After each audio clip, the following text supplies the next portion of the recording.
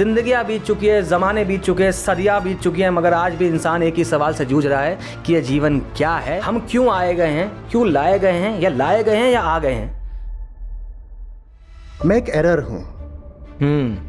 Glitch in a matrix. मैं software में एक बग हूँ। सत्य किसी के पास नहीं है। हम सब सोच सकते हैं कि हमारे पास सत्य आ रहा है, शायद तुम ना एथीस्ट को बोल सकते हो सत्य है, ना थीस्ट को बोल सकते हो सत्य है। दुनिया में सब धाराओं ने, सब जगहों ने और सब कालों ने अपने अपने हिसाब से अलग अलग ईश्वरों और भगवानों की बात करी है जी। अब इतने सारे तो अलग अलग नहीं हो सकते। लोग क्या करते हैं, अपनी आस्तिकता में, जो फॉल्स परसेप्शन में जब इंसानों की जब बात करते हैं हम खुदा की, तो उसमें अपनी मॉरलिटी थोपते हैं। क्योंकि सत्य एक हो सकता है, कहानियां एक कैसे करोगे। कहानी तो मनुष्य के दिमाग का उत्पाद है, कहानियों में तो भिन्नता रहेगी ना। सब कहानियां एक दूसरे से लड़ेंगी। जैसे हमें लगता है मैं अधूरा हूं, तो एक इंसान के अंदर जब अधूरापन बहुत जागरूक हो जाता है तो अपने को पूरा करना चाह रहा है वो। और पूरा किस वे में कर रहा है, कोई नाटक कर रहा है, कोई क्रिएट कर रहा है, कोई पोएट लिख रहा है, कोई पेंटिंग बना रहा है, कोई। Creativity arises not from incompleteness but from nothingness। क्या बात है। इनकम्प्लीटनेस से तो कंजम्पशन उठता है, इनकम्प्लीटनेस से तो सिर्फ बेचैनी और तड़प उठती है, अकेलापन, लोनलीनेस उठती है। हाँ। जिस हिसाब से मैं आपसे ये बात करने मैं बहुत बड़ा सवाल ये आता है कि साइंस की क्या लिमिटेशन कहीं जाके आएगी, क्योंकि मैं इस बात में बिलीव करता हूँ। वाई भी बहुत अच्छे से नहीं बता पाता, यद्यपि प्रयास करता है। और एक चीज़ में तो साइंस जानने की कोशिश भी नहीं करता, पहले ही हाथ खड़ा कर देता है। सारे सुपरस्टिशंस काट सकता है। हाँ। लेकिन जिस चीज़ को लेकर के वो मूक हो गया, हाँ। वो चीज़ साइंस को खुद एक सुपरस्टिशन बना देती है। वो क्या है?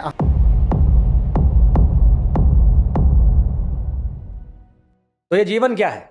क्या ये कोरा कैनवास है जिसमें हम रंग भर रहे हैं, या फिर एक बनी बनाई पेंटिंग है यार, जिसके अंदर जो रेखाएं हैं उनको फॉलो करते जाना ये हमारी नियति बन चुकी है। जीवन क्या है, इसी सवाल से पैदा हो जाते हैं सारे के सारे मोरल कंसेप्ट, सारे के सारे meaning of life, science, philosophy, सब कुछ जीवन क्या है पे शुरू होता है और इसी पे आके ख़त्म हो जाता है। जिंदगियां बीत चुकी है, ज़माने बीत चुके हैं, सदियां बीत चुकी हैं, मगर आज भी इंसान एक ही सवाल से जूझ रहा है कि ये जीवन क्या है।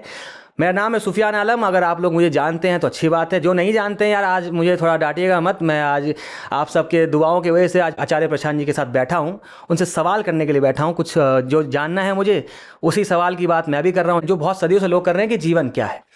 तो नमस्कार आचार्य जी, बहुत बहुत शुक्रिया, आपने मुझे वक्त दिया और मैं बहुत लकी हूँ कि अभी आज बहुत सारी कन्वर्सेशन होने वाला है। थोड़ा फ्री फ्लो में रहता हूँ मैं, तो प्लीज़ जो आचार्य जी, मैं कुछ वैसे नहीं करूँगा, मुझे थोड़ा फ्री फ्लो में रहना पसंद है।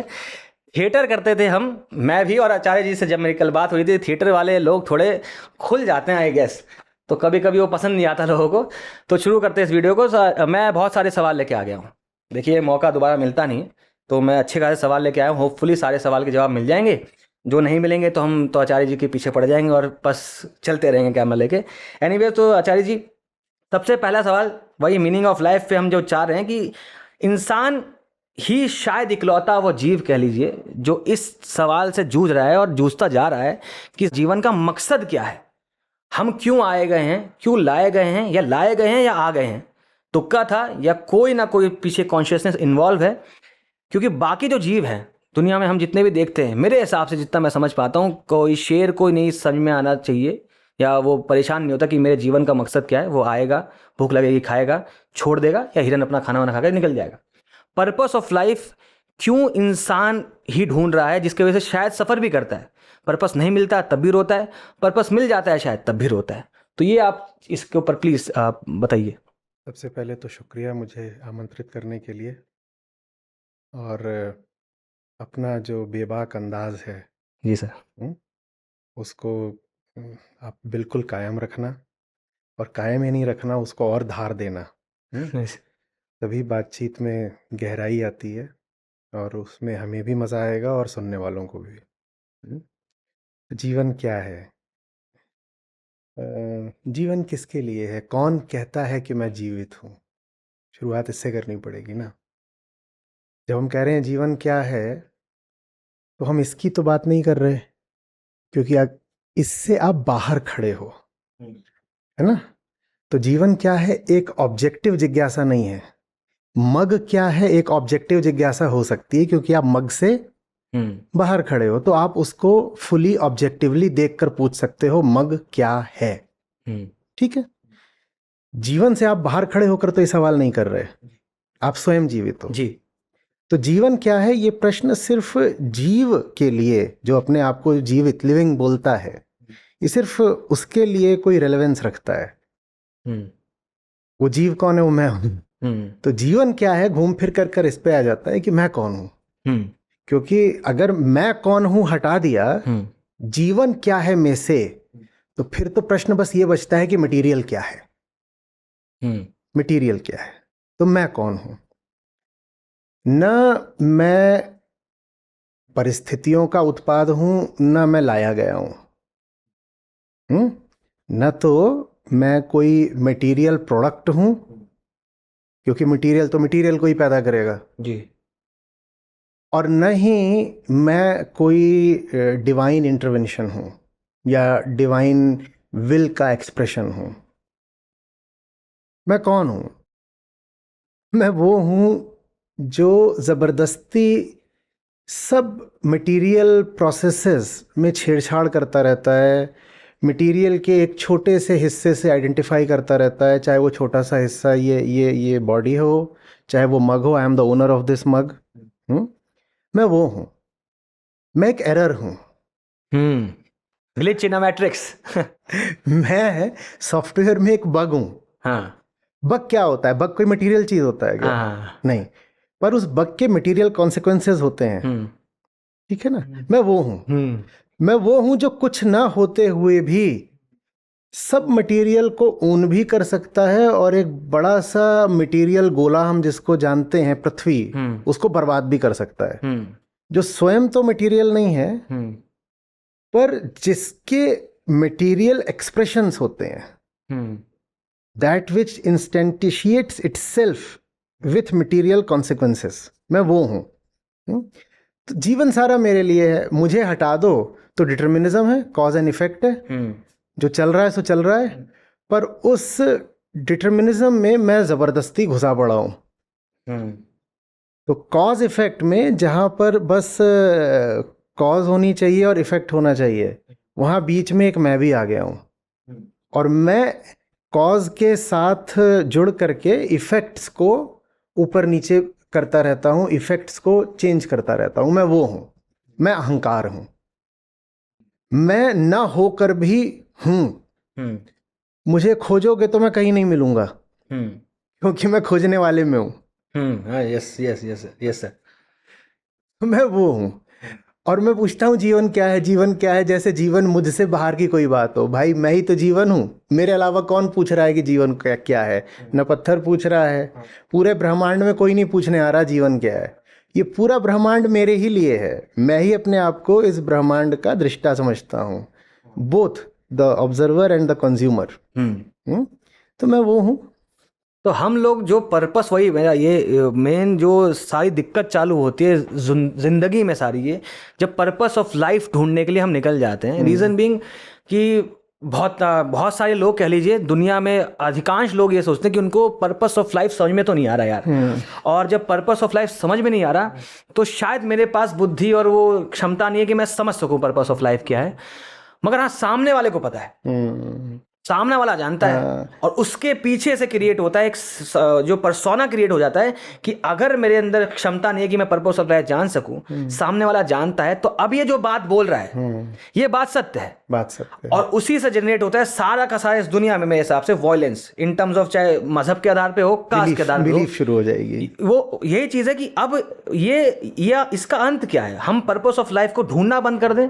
ये जो सारी गड़बड़ होती है ना, ये इसलिए होती है क्योंकि हम सवाल ही आधा अधूरा और इनएक्यूरेट पूछते हैं। हम पूछते हैं पर्पस ऑफ लाइफ क्या है। पूछने वाला अपने आप को कितनी सफाई से छुपा गया। उसे क्या पूछना चाहिए था? उसे पूछना चाहिए था what is the purpose of my life. क्योंकि लाइफ खुद तो पूछने आ नहीं रही कि मेरा क्या पर्पस है। और साहब सच पूछिए तो आपको कछुए की लाइफ के पर्पस से कोई मतलब भी नहीं है।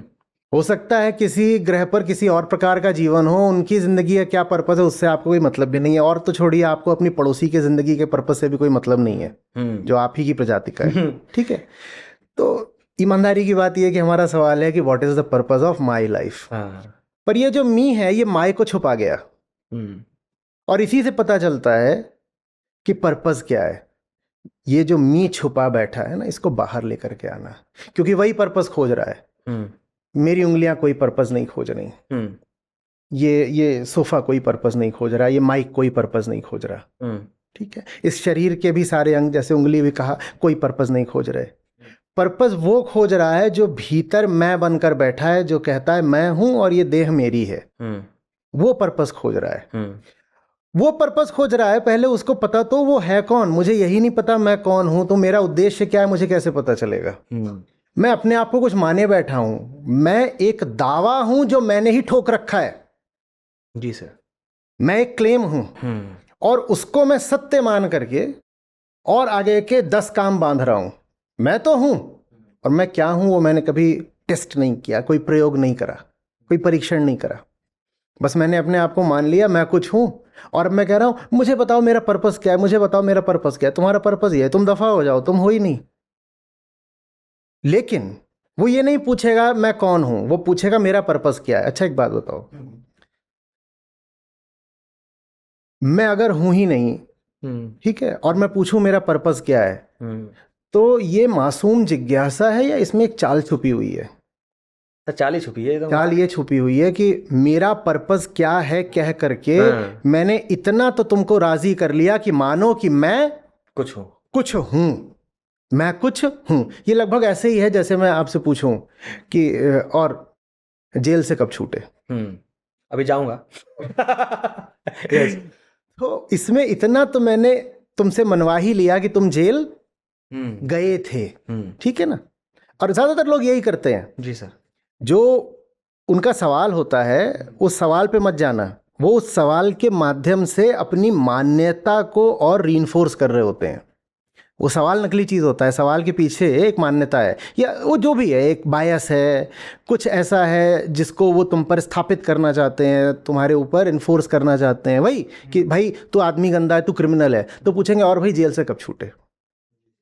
अब वो सीधे बोलते हैं कि सूफियान तू आदमी गंदा है, तू जेल गया था, है ना। तो बात में उतनी धार नहीं आती, लेकिन उसी बात को छुपाकर ऐसे कहेंगे जेल से कब छूटे, जैसे कि उनकी बड़ी रुचि है, बड़ी उत्सुकता है ये जानने में कि तुम जेल से कब छूटे।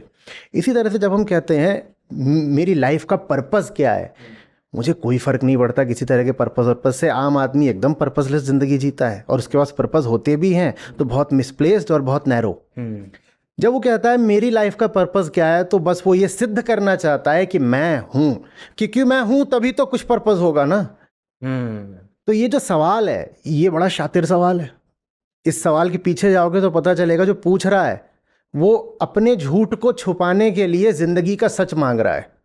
वो अपनी हस्ती के झूठ को छुपाने के लिए उसने एक ऑन्टोलॉजिकल झूठ बोला है। उसको छुपाने के लिए अब वो क्या मांग रहा है कि मुझे एग्जिस्टेंशियल मीनिंग दे दो।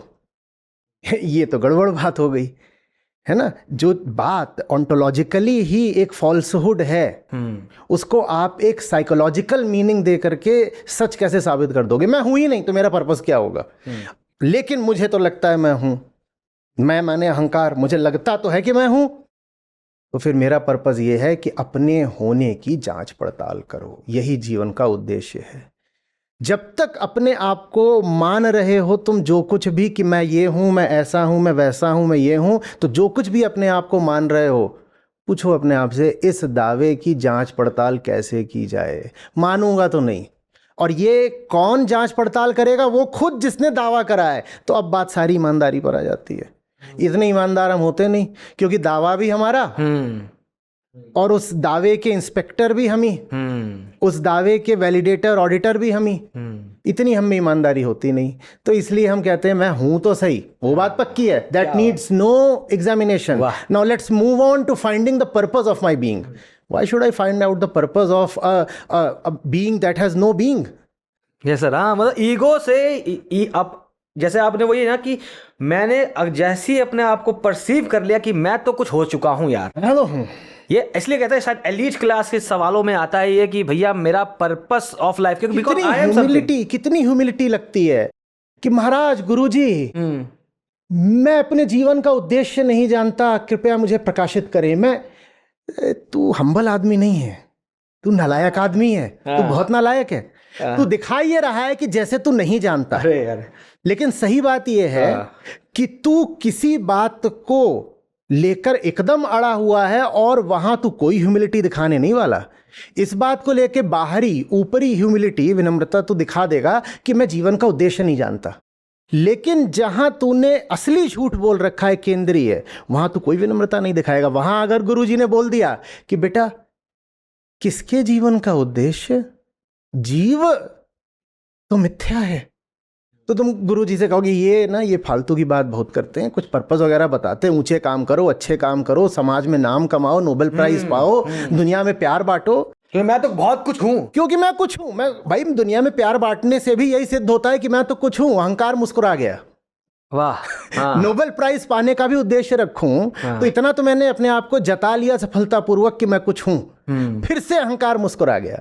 तो जीवन का उद्देश्य पूछोगे तो वो यही है, जीव को जानना, ढूंढना कि ये जो कह रहा है कि मेरे जीवन का उद्देश्य क्या है, वो कहाँ छुपा बैठा है। खोजूं तो सही उसको, ये कौन है, ये कौन है, और उसको खोजो तो कहीं मिलता नहीं। पर मैं ये पहले से ही क्यों बोलूं, जो पूछ रहा है जीवन का उद्देश्य बताओ, वो खुद जाकर खोजे, उसकी जिंदगी, उसका दावा। बहुत इजी सवाल है ये, पर्पस ऑफ लाइफ पूछ लेना, और बहुत जो मेन सवाल है उससे बच के निकल जाना कि भैया ये मैं सवाल कौन? जो है साजिश है, हाँ, ताकि असली सवाल छुपा रह जाए। हाँ, वाह सर, ये जैसा आपने इस पे बहुत माशाल्लाह बहुत खूबसूरत ढंग से समझाया कि मेन सवाल जो है वो पर्पस ऑफ लाइफ करनी है, वो हु एम आई का आ जाएगा। और जैसे ही अपने आप को समझना चालू करेंगे तो हम जो अब तक सोचे थे हम कुछ हैं, वो कुछ ना रह के एक शायद एकाकार या सुपर इम्पोज में पहुंच जाएंगे दुनिया के साथ, I guess. The seer does not survive the seeing. वाह। तो ऐसा नहीं है कि खुद को खोजने निकलोगे तो बदल जाओगे, बचोगे ही नहीं। हाँ, ठीक है, खुद को खोजने वही निकलेगा जिसका दावा था, अभी हमने कहा था ना, ये सर, अपनी खोज वही कर रहा है जो दावा कर रहा है मैं हूं। तो खोज की शुरुआत तो कर सकता है, खोज का अंत नहीं कर सकता वो, क्योंकि खोजने में यही तो पता चल रहा है कि जो खोजी बना बैठा है वो मिथ्या है। वाह। अगर देखा जाए आचार्य जी कि पर्पस ऑफ लाइफ के मोरालिटी जब आती है तो वो किस चीज से जन्म लेती है? अगर हमारे पास इनहेरेंटली देखा जाए, संसार के बीच में सब कुछ मीनिंगलेस ही अगर मान लिया जाए, पर्पस ऑफ लाइफ कुछ भी नहीं है, तो हम क्यों मोरालिटी की तरफ जाते हैं? नहीं, पर्पस ऑफ लाइफ है। हाँ, जब तक मैं अपने आप को कुछ मान रहा हूं एरोनियसली, हमने कहा ना कि हम एक एरर हैं, हम एक बग हैं। हाँ, अगर सॉफ्टवेयर में बग है हाँ, तो पर्पस तो अभी बचा हुआ है। क्या पर्पस है? डीबगिंग। तो जिंदगी का उद्देश्य यही है, अपनी डीबगिंग करो। और उसमें बग कौन है? जो डीबगिंग कर रहा है वही बग है। जी जी जी जी। हाँ, तो मनुष्य ये जो है ना, हाँ, इसका फिजिकल कॉन्स्टिट्यूशन ही ऐसा है कि भीतर एक फॉल्स सेल्फ रेफरेंस पॉइंट पैदा हो जाता है। हाँ, ये जो मग है ये सेल्फ रेफरेंशियल नहीं हो सकता, ये अपने आप को कभी ऑब्जेक्ट की तरह नहीं देख सकता। मनुष्य अकेला है जिसका फिजिकल कॉम्पोजिशन ऐसा है कि वो स्वयं को देख सकता है। जैसे मग को देखा जाता है वैसे ही मनुष्य स्वयं को देख सकता है और कह सकता है मैं हूं। ये मग ऐसा नहीं कह पाएगा। पशुओं में भी ये सेल्फ रेफरेंसिंग बड़ी बड़ी प्रिमिटिव होती है, बड़ी क्षीण होती है। वो भी इतना ज़्यादा मैं कह नहीं पाते, थोड़ा भाव होता है उनमें। मनुष्यों में ये भाव बड़ा डेवलप्ड, बड़ा प्रोनाउंस्ड होता है। तो जीवन का उद्देश्य यही है कि यही जो मैं है, जो दुख पाता है, जो ईर्ष्या करता है, जो डरता है, जो सहेजता है, समेटता है, जो मौत के सामने थर थर कांपता है, ये मैं कौन है, कौन कांप रहा है, मृत्यु है यदि तो किसकी है, ये जानना, ताकि दुख से मुक्त हो सको। जीवन का उद्देश्य यही है, दुख से मुक्ति। पर दुख से मुक्ति संभव नहीं है दुखी की पोल खोले बिना, क्योंकि अहंकार ही दुखी है, उसकी पोल खोले बिना दुख मिटेगा नहीं। आप मुझे इस पे गाइड करिएगा, क्या ऐसा पॉसिबल है कि इंसान जिसको फर्क ही नहीं पड़ता कहाँ जा रही है, जब नदी है हमारी, ये किस पहाड़ों से आई है, किस समंदर में जाएगी, उसको फर्क ही नहीं पड़ता, वो जैसा आया खा रहा है, कमा रहा है, जी के चले जा रहा है। तो अगर एक इंसान उस जोन में ये समझ जाए कि दुखी तो मैं रहूंगा ही, दुखी होना नियति है, नहीं, फिर वो भी अहंकार की एक स्थिति हो सकती है। मुझे धेला फर्क नहीं पड़ता, हाँ हाँ, जैसे पर मैं तो हूं, हाँ मैं कौन हूं जिसे फर्क नहीं पड़ता, तो वो भी चाल हो सकती है। और इस तरह के लोग बहुत होते हैं दुनिया में। इसका मतलब ये थोड़ी हाँ। है कि वो जीवन मुक्त हैं। हम्म। ये भी अहंकार की एक स्थिति है कि मैंने बहुत सरोकार रखा दुनिया से और दुख पाया, तो उसकी प्रतिक्रिया में, समझ में नहीं, अंडरस्टैंडिंग में नहीं, उसकी प्रतिक्रिया में मैं अब दुनिया से सरोकार नहीं रखूंगा। दुनिया चलती है तो चले, ना चलती हो ना चले, भाड़ में जाए, क्लाइमेट चेंज पूरी पृथ्वी को आग लगाता हो लगा दे, हाँ हाँ हाँ। भैया मैं अपनी छोटी सी नौकरी करूंगा, मेरे आसपास के 2-4 लोग हैं, दोस्त यार परिवार, मैं उनका ख्याल रखूंगा, मुझे कोई बहुत पैसा रुपया कमाना नहीं है। ये कोई बहुत लिबरेटेड स्थिति है नहीं। यद्यपि लिबरेशन कोई स्थिति नहीं होता हाँ हाँ हाँ। चलाऊ भाषा में, ये भी कोई बहुत लिबरेटेड स्थिति है नहीं। ये भी अहंकार द्वारा द्वारा पहनी गई एक कॉस्ट्यूम ही है। नाटक बदल गया है तो कॉस्ट्यूम बदल गई है, पर वो जो भीतर बैठा हुआ है अभिनेता, वो अभी कायम है। उसने अभी अपना मिथ्यात्व तो नहीं देखा। जैसे वही है कि ये जो चीज़ है, पर्पस ऑफ लाइफ पे जाना, समझना, मैं को खुद को समझना, ये सब में मेहनत इन्वॉल्व होती है। ईमानदारी, मेहनत उतनी नहीं। अच्छा, ईमानदारी बहुत involve है। और इतना लोग ईमानदार हो नहीं रहे दुनिया में, लगता है कि यार मैं ईमानदार हो जाऊं अपने साथ। जो बैठा है ना भीतर, हाँ। वो बेईमानी का उत्पाद भी है, बेईमानी का केंद्र भी है। ईमानदारी गड़बड़ चीज़ नहीं है, ईमानदारी तो बड़ी प्यारी चीज़ है और बहुत खतरनाक भी नहीं है। लेकिन वो जहां से देख रहा है उसे ईमानदारी पता ही नहीं है, तो उसके पास ईमानदारी नहीं है, पर ईमानदारी को लेकर के इमेजेस हैं। आप किसी बेईमान आदमी के पास जाओ जिसको आप जानते हो कि ये तो बिल्कुल घोषित बेईमान है, आप उससे कहो, कोई एक पल मिला है आपको मासूमियत का जहां पे वो बात कर सके आपसे खुल के, आपको तू ईमानदार क्यों नहीं हो जाता? वो कहेगा मैं ईमानदार हो जाऊंगा ना तो ऐसा ऐसा ऐसा हो जाएगा, परिणाम, कॉन्सिक्वेंसेस। क्या ऐसा उसके साथ सच में हुआ है जो वो ईमानदार नहीं हो रहा? नहीं हुआ, नहीं है, पर उसके पास ईमानदारी की छवियां हैं, और ये छवियां उसे ईमानदारी ने तो दी नहीं। हाँ, वाह वाह, हाँ। वो खुद कौन है? वो बेईमान है। तो ईमानदारी की छवियां भी इसी बेईमानी ने पैदा करी हैं। वाह, क्या बात है, वाह। और बेईमानी जब ईमानदारी की छवियां पैदा करती है तो वो उन छवियों को बहुत भयावह, बहुत स्केरी बनाती है। वो मजबूरी है ईमानदारी को भयावह चित्रित करना, पेंट करना, मजबूरी है। क्योंकि अगर दिखा दिया कि ईमानदारी तो बड़े सुकून की बात है, तो बेईमानी बचेगी कैसे? आप बेईमानी से कह रहे हो कि ईमानदारी का अप्रेजल करो, तो बेईमानी ईमानदारी का कोई बहुत बढ़िया अप्रेजल तो करेगी नहीं। Yes sir. वो तो यही कहेगी कि ईमानदारी स्केरी होती है। इसीलिए दुनिया में लोग आते हैं ना, good guys finish last, too good to be true, जो इस तरह की बातें होती हैं, वो क्यों होती हैं? ये मत कहो क्यों होती हैं, ये कहो किसके द्वारा होती हैं।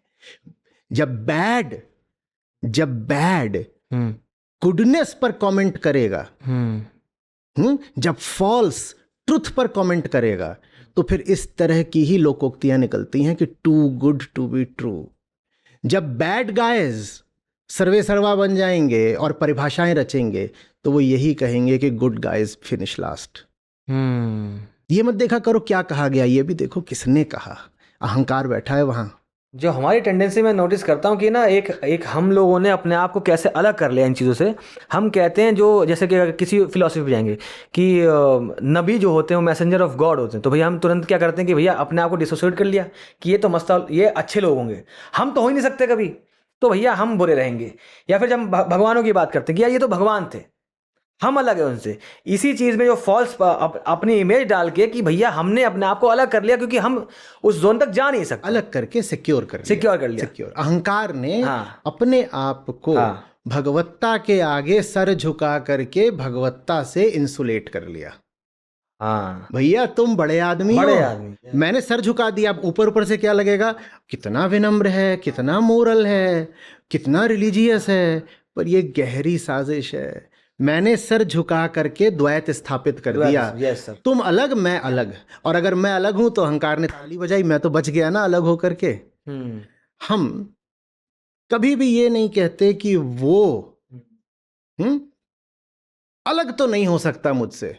अगर मैं जिसकी बात कर रहा हूं परम सत्ता की, आखिरी सत्य की, द एब्सोल्यूट की, अगर वो सचमुच इतना प्यारा है तो मैं कैसे कह दूं कि अलग है मुझसे? बिल्कुल बिल्कुल जिससे बिल्कुल। थोड़ा भी प्यार होता है हम उसे अपने नजदीक लाना चाहते हाँ, हैं, एक मानने लग जाते एक हैं। मानने। जिससे परम प्रेम है उसे मैं अपने से दूर कैसे स्थापित कर सकता हूं? हाँ तो जरूर वो मेरी ही सच्चाई का नाम है जो अभी संभावना मात्र है। सच्चाई है पर कहीं अभी दबी पड़ी है, मेरे ही कुछ कांड होंगे जिनके नीचे वो छुपी पड़ी है, लेकिन फिर भी संभावना तो है ना। अब ये स्वयं को देखने का एक बिल्कुल दूसरा केंद्र है, जहां आप ये नहीं कहते कि जो भी कुछ ट्रू है वो उधर बैठा है। अब आप ये कहते हो कि जो भी कुछ ट्रू है वो इधर बैठा है, और भाषा उसको बहुत अच्छे से पकड़ नहीं पाती, लेकिन एक बहुत साधारण सा वक्तव्य है वो एकदम पलट जाता है। साधारण सा वक्तव्य क्या होता है कि जो आम आदमी होता है उसको मैं लोक धर्मी कहा करता हूँ, जो सूडो रिलीजियस आदमी होता है। हाँ, बहुत प्रचलित हो गया आजकल ये। हाँ हाँ। तो वो कहता है God denotes the highest, highest, and God is truth. ये वक्तव्य अब पलट जाता है और ये अब हो जाता है ट्रुथ इज गॉड। क्योंकि गॉड इज ट्रुथ में गॉड कौन है? अहंकार का गॉड, जिसको उसने दूर खड़ा कर रखा है। ठीक है, तो ये जो ईगोस गॉड है, ईगो के बड़े स्टेक्स हैं इसको ट्रुथ डिक्लेयर करने में। जी जी। ठीक है, अब इसने अपना गॉड बनाया और उस गॉड के माध्यम से इसने ट्रुथ को भी डोमिनेट कर लिया, कह दिया this God is truth, my God is truth. और उसके बाद मेरा ही, हाँ ये मेरा God, my God is truth, तुम सब गलत। हाँ, जो वास्तविक धार्मिक आदमी होता है वो बोलता है ट्रुथ इज गॉड। हाँ बिल्कुल सर। बोलता है गॉड से आशय है यदि कि जो सर्वोच्च है तो सत्य सर्वोच्च है, ट्रुथ इज गॉड। वाह, बिल्कुल बिल्कुल बिल्कुल। एक वाक्य है ना मंसूर का, जिनको अगर आपने कहानी सुनी होगी तो उनको चौराहे पे पत्थर से मार मार के मार दिया गया था। अनल हक कहा था, अहम ब्रह्मास्मि, अहम ब्रह्मास्मि। जब हम बात करते हैं, क्योंकि बात ये अगर हम थोड़े फिजिक्स में, जैसे आचार्य जी, मैं बहुत मज़ा आया कि मैं जब बात कर रहा था आचार्य जी से कि फिजिक्स, थिएटर और ये सब कुछ मिलके, मैं तो इनका मतलब 0.1% वाला होऊंगा क्योंकि मैं IAS नहीं जा पाया। एनीवेज, तो उसमें एक बात ये आती है कि यार अगर हम डुअलिटी ऑफ नेचर की बात करते हैं, यंग्स डबल स्लिट एक्सपेरिमेंट ने आके ये साबित जब किया ना, लाइट ने वेव बिहेवियर शो किया, इतनी बड़ी बात नहीं लगी, ठीक है भाई लाइट वेव सी लग रही थी। फिर आइंस्टाइन भैया ने बोला भाई रुको यार, पार्टिकल भी देखो, फोटो इलेक्ट्रिक दिखाते हैं हम आपको, वो सब ठीक था। जब डी ब्रोगली ने आके इलेक्ट्रॉन को साबित कर दिया कि भैया वेव नेचर में जा रहा है, मतलब डुअलिटी इस संसार की सच्चाई आ गई है कि। और उसके बाद जब क्वांटम फिजिक्स में गए, मतलब मैं हमेशा सोचता हूँ कि आइंस्टाइन वो इंसान जिसने टाइम को भी बता दिया कि एब्सोल्यूट नहीं है, वो इस एब्सोल्यूट ट्रुथ को यकीन करने से बच रहा था कि यार हम सब प्रोबेबिलिस्टिक दुनिया में जा चुके हैं। और जब क्वांटम में जैसे वही, तो अगर मान लो पार्टिकल और वेव एक साथ एग्जिस्ट कर सकता है, तो गॉड और क्रिएशन एक साथ एग्जिस्ट कर सकती है, आई गेस। रीजन बीइंग कि अब हमें देखना है कि हम किस जोन में कहां तक जा रहे हैं, और वो सारा मैं वहां पे खत्म किया जा सकता है। और आप जिसको क्रिएशन कह रहे हो वो आपके ऑब्जर्वेशन का फंक्शन है। हाँ, और अगर आप ऑब्जर्वर बदल दो तो ये जो ऑब्जर्व्ड क्रिएशन है ये बदल जाएगी। So this creation that science goes into in its dualistic way is not reality. What science exposes is the limits of the observer. What science exposes or goes into and discovers is the tendencies of the observer.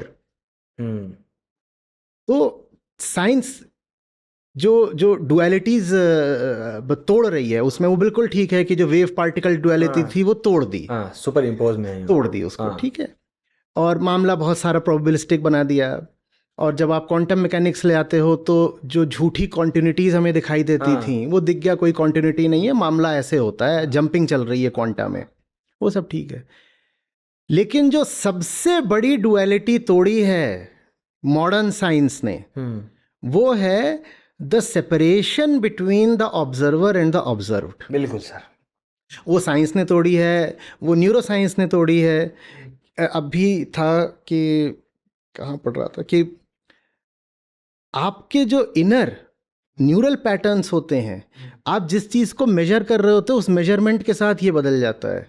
बिल्कुल sir. सो जैसे अभी बोला था ना, the seer will not survive the seeing, the seeker will not survive the seeking, the measurer will not survive the measurement. आप जिस चीज को मेजर कर रहे होते हो उस मेजरमेंट ने आपको एक नया डेटा पॉइंट दे दिया, उस डेटा पॉइंट ने, नए डेटा पॉइंट ने जो भीतर मेजरर बैठा था उसको ही बदल दिया। आप कुछ नापने निकले, जी सर, हाँ। ठीक है, मैं नापने निकला कि भाई सुफियान के पास पैसा कितना है, बहुत कम। ठीक है, हाँ। और जैसे जैसे मैं मेजर करता गया सुफियान का बैंक बैलेंस, हाँ। मैं बदलता गया। हाँ। मेरे भीतर कुछ है जो बदलता गया जैसे जैसे मैं मेजरमेंट लेता चला गया। The measurement is changing the measurer, which means कि फिनोमेना की जो ऑब्जेक्टिविटी है वो एक मिथ है। All phenomena become subjective. जी सर, बिल्कुल।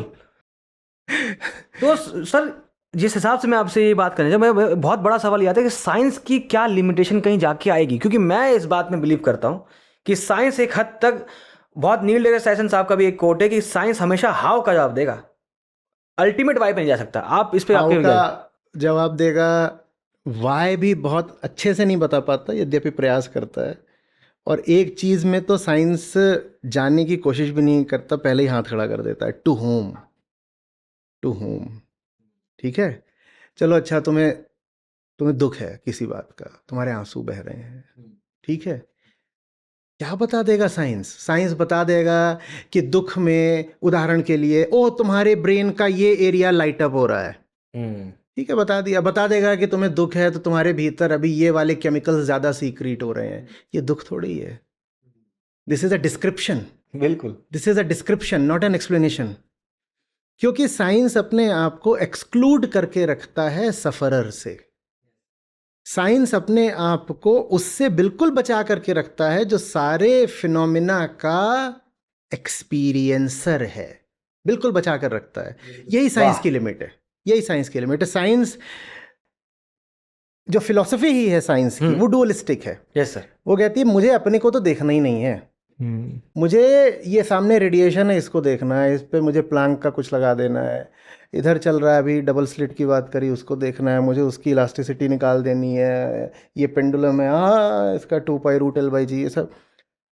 मेरी जान निकल रही है, मैं सूख रहा हूँ, मेरी हालत ख़राब हो रही है, मेरा दोस्त तकलीफ़ में है, मेरी महबूबा भाग गई है, मुझे लग रहा है मेरे पैसे लुट रहे हैं। साइंस इसमें घुसेगा ही नहीं। साइंस को सारे फिनोमिना का जो एक्सपीरियंसर है, हाँ, उससे कोई मतलब ही नहीं है। साइंस का तो प्राइड है ये ऑब्जेक्टिविटी। साइंस ऑब्जेक्टिविटी में प्राइड लेता है और बहुत अच्छी बात है, लेकिन उसमें क्या होता है कि उसका जो क्षेत्र है वो मनुष्य से कट जाता है।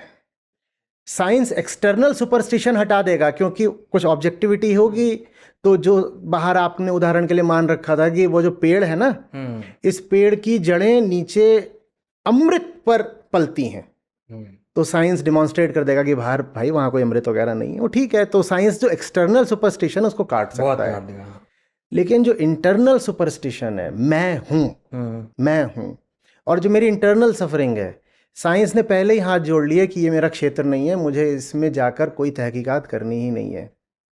अब जो बाहरी जगत है, जिसकी खोज, ये जो फिनोमिनल ऑब्जेक्टिव यूनिवर्स है जिसकी बात साइंस करता है, अब अगर ये पता चले कि ये सब कुछ भी मुझ पे ही डिपेंडेंट है, ऐसा नहीं कि सिर्फ मेरी भावनाएं, मेरे विचार भीतरी हैं। सोचो, हम कहते हैं एक बाहरी जगत है, एक भीतरी जगत है, यही चलता है ना, एक क्लासिकल सेपरेशन। बिल्कुल बिल्कुल, हाँ। अब भीतरी जगत में तो साइंस फिर भी मान लेता है कि ये मेरा क्षेत्र नहीं है। भावना, विचार, हाँ। करुणा क्या है, करुणा और दया में अंतर क्या है, साइंस वहां पर बिल्कुल मौन हो जाएगा, कुछ नहीं बता पाएगा। तो भीतरी जगत को तो लेकर साइंस हमेशा से मौन ही है। अब जो बाहरी जगत है, जहां साइंस की पहलवानी चलती है, दावेदारी चलती है पूरी, अगर इस शताब्दी में, इस शताब्दी से पहले ही पिछली शताब्दी के ही समझ लो पूर्वार्ध में ही ये पता चलना शुरू हो जाए कि बाहरी जगत भी मेरा ही फंक्शन है। तो अब साइंस को इवॉल्व करना पड़ेगा, साइंस को भी अपने एजम्पशंस चेक करने पड़ेंगे, नहीं तो साइंस भी सुपरस्टिशन हो गया। साइंस भी तो कुछ एक्सियम्स पर चलता है ना। जी सर। अब उदाहरण के लिए साइंस कहता है कि आज जो लॉ है वो कल भी वैलिड होगा, इसको वेरीफाई या फॉल्सिफाई करके दिखाओ। तो फॉल्सिफाई हो जाता है, जैसे कि वही न्यूटन का सिद्धांत एक जमाने में आया था, ग्रेविटी फॉर्मूला दे दिया, लेकिन भविष्य में वैलिड होगा, हाँ, इसकी कोई गारंटी नहीं। आज तक सारी गेंदें जो ऊपर गई वो नीचे आई है। तुम ये प्रमाणित करके दिखाओ कि अभी 2 मिनट बाद जो मैं गेंद उछालूंगा वो भी नीचे ही आएगी, इसका कोई प्रमाण है? नहीं है। आनी चाहिए, है ना। पॉपर, याद है पॉपर ने साइंस को लेके क्या कहा था? True science will always be falsifiable. और उसमें मजेदार बात यह थी कि पॉपर का ये वक्तव्य ही फॉल्सिफाइबल नहीं है। अरे वाह।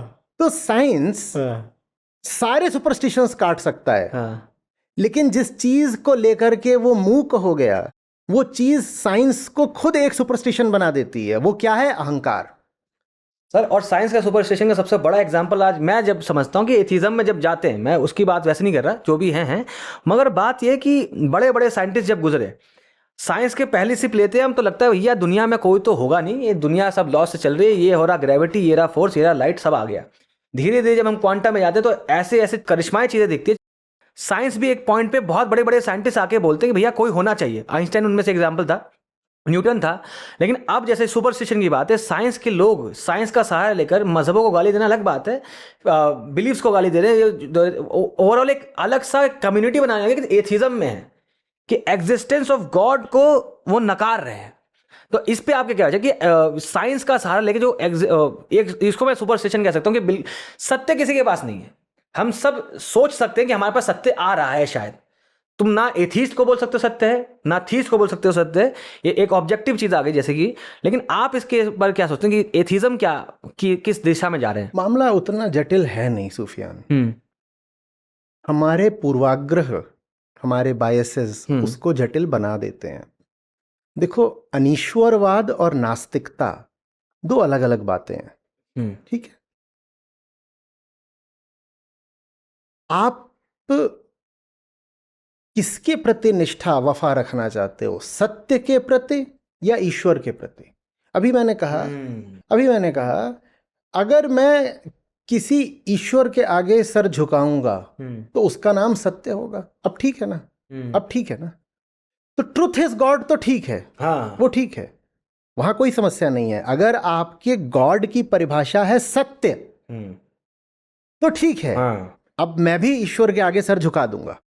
अगर गॉड का मतलब ही है सत्य, इस प्रकार के सत्य पहले आता है और फिर उसी सत्य को मैंने एक नाम दे दिया ईश्वर, तब तो ठीक है, ट्रुथ इज गॉड, तब तो ठीक है, हाँ।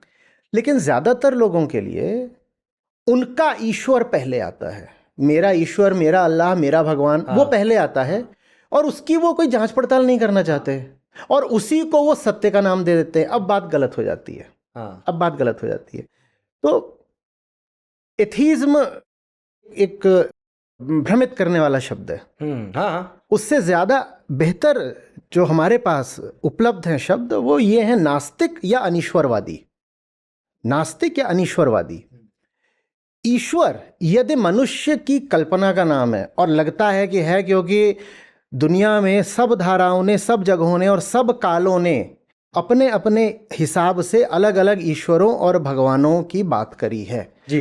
अब इतने सारे तो अलग अलग नहीं हो सकते, तो जाहिर सी बात है कि वो तो मनुष्य की ही कल्पना है, ठीक है। लेकिन सत्य क्या है? सत्य है कल्पनाकार का अपने मिथ्यात्व को देख लेना। तो सत्य मानव रचित या मानव जनित नहीं हो सकता, सत्य मनुष्य की कल्पना नहीं हो सकता।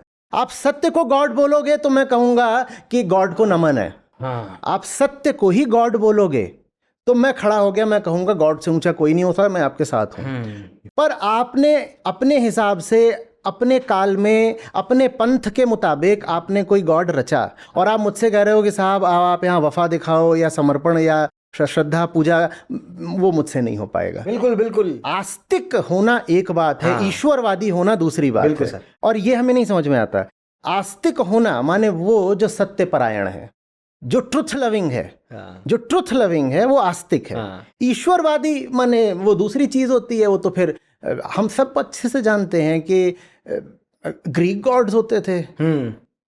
आप बाइबल को ही ले लो, तो जो यहूदी जो माने जो ओल्ड टेस्टामेंट है उसका जो गॉड है, और उसके बाद जो ईसाई गॉड है, जो जीसस न्यू टेस्टामेंट वाला, उनमें इतना अंतर है। उसी अंतर के कारण मूलतः जीसस के साथ जो हुआ वो हुआ। क्योंकि जीसस कोई छोटा मोटा अंतर नहीं लेके आ रहे थे, वो तो केंद्रीय बदले दे रहे थे। जो जो जो यहूदी गॉड है वो डोमिनेटिंग है, वो फियर्स है। मोसेस की जो बात होती है, नहीं वो तो पैगंबर है, पर मुझे उनका कॉन्सेप्ट ही है गॉड का ना, वो अनफॉरगिविंग गॉड है। बिल्कुल वो फियर्स गॉड है, अनफॉरगिविंग, माफी मांगते रहो। हाँ। और जीसस का जो गॉड है, जीसस उससे ऐसे बात करते हैं कि पापा माफ कर देना ना, ये मुझे मारे दे रहे हैं, पर तब भी इन्हें छोड़ दो, ये बेचारे अनजान है, इग्नोरेंट है, इन्हें छोड़ दो। ज्यूज का जो गॉड है, बाइबल का जो न्यू ओल्ड टेस्टामेंट का जो गॉड है, वो डुअलिस्टिक है, वो ऊपर बैठकर शासन करता है। जीसस इतनी बड़ी नई चीज ले आए, उन्होंने गॉड को नॉन डुअल कर दिया। वो बोले me and my father are one. बात समझ रहे हैं? तो निश्चित सी बात है कि एक ही ग्रंथ के अंदर अगर गॉड की दो इतनी अलग अलग अवधारणाएं हो सकती हैं, इसका मतलब दुनिया के हर क्षेत्र में, हर काल में मनुष्य ने अपने मुताबिक गॉड रचे हैं, पर ट्रुथ को मनुष्य नहीं रच सकता। बिल्कुल सर। और धार्मिक होने का अर्थ होता है सत्य के प्रति निष्ठा।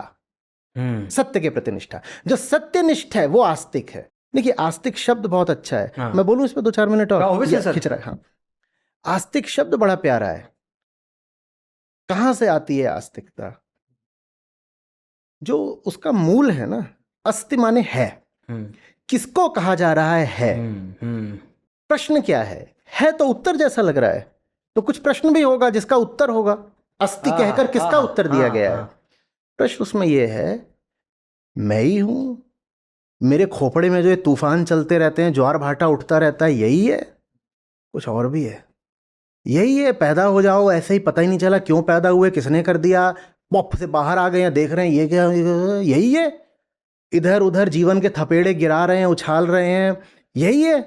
कभी इससे दिल लगा लिया, कभी उससे रूठ लिए, कभी वहां रिश्ता बना लिया, कभी वहां लात खा ली, यही है?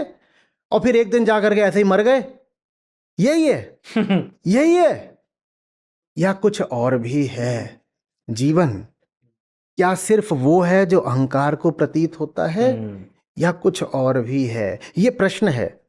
इस प्रश्न के उत्तर में अगर आपने कह दिया है अस्ति, तो आप आस्तिक हो। है अस्ति कहने का अर्थ है द ईगो कैन बी सबलेटेड। सुंदर शब्द है, सबलेटेड। हेगल का दिया हुआ है। हेगल ने, ये तो अंग्रेजी में, हेगल ने अपनी ओर से जो दिया था वो था ऑफ ए बून। बड़ा सुंदर शब्द है, हेगलियन डायलेक्टिक्स में चलता है, जर्मन शब्द है वो है से क्या मतलब है? उस है से मतलब है कि ये जो अहंकार है, जो जो जो जो देखता है, खाता है, सोता है, हंसता है, रोता है, इसका सबलेशन हो सकता है, वो संभव है अस्ति, हो सकता है, हाँ हो सकता है, आई एग्री, अस्ति। सबलेशन माने क्या? 3 बातें एक साथ। गजब का शब्द है, गजब का शब्द है। मिटाना, बचाना, उठाना, निगेशन, प्रिजर्वेशन, एलिवेशन। हाँ, ये मैं सर कैसे था? हाँ, ये मजेदार। वैसे चौकड़ी मार लिया मैंने, कहा आज थोड़ी मजा आएगा। ये उपनिषदों से नहीं आ रहा है, ये हेगल से आ रहा है, पर मुझे ये उस अर्थ में प्रासंगिक लगा। तो मैं कि ये जो रोता रहता है ना, इसको मिटा के ही इसको बचाया जा सकता है। सो इन निगेशन इज इट्स प्रिजर्वेशन। और इसको बचा दिया तो ये उसी तल पर नहीं रह जाता, ये जिस तल पर है, so it's preservation is it's elevation. वाह, क्या बात है सर, वाह। क्या ये संभव है? क्या ये संभव है? मैं तो भाई है, बिल्कुल है सर। तुम आस्तिक हो गए हैं? मैं तो आस्तिक ही हूँ। मैं आस्तिक ही हूँ। और एक बात क्या होती है सर, बताओ, मैं इस पे इसलिए मैं बात करना चाह रहा था कि लोग क्या करते हैं अपनी आस्तिकता में, जो फॉल्स परसेप्शन में जब इंसानों की जब बात करते हैं खुदा की, तो उसमें अपनी मॉरलिटी थोपते कि भैया अगर कोई खुदा है तो उसकी वो मोरल वैसा होना चाहिए जो कि हमारे हिसाब से मोरल है।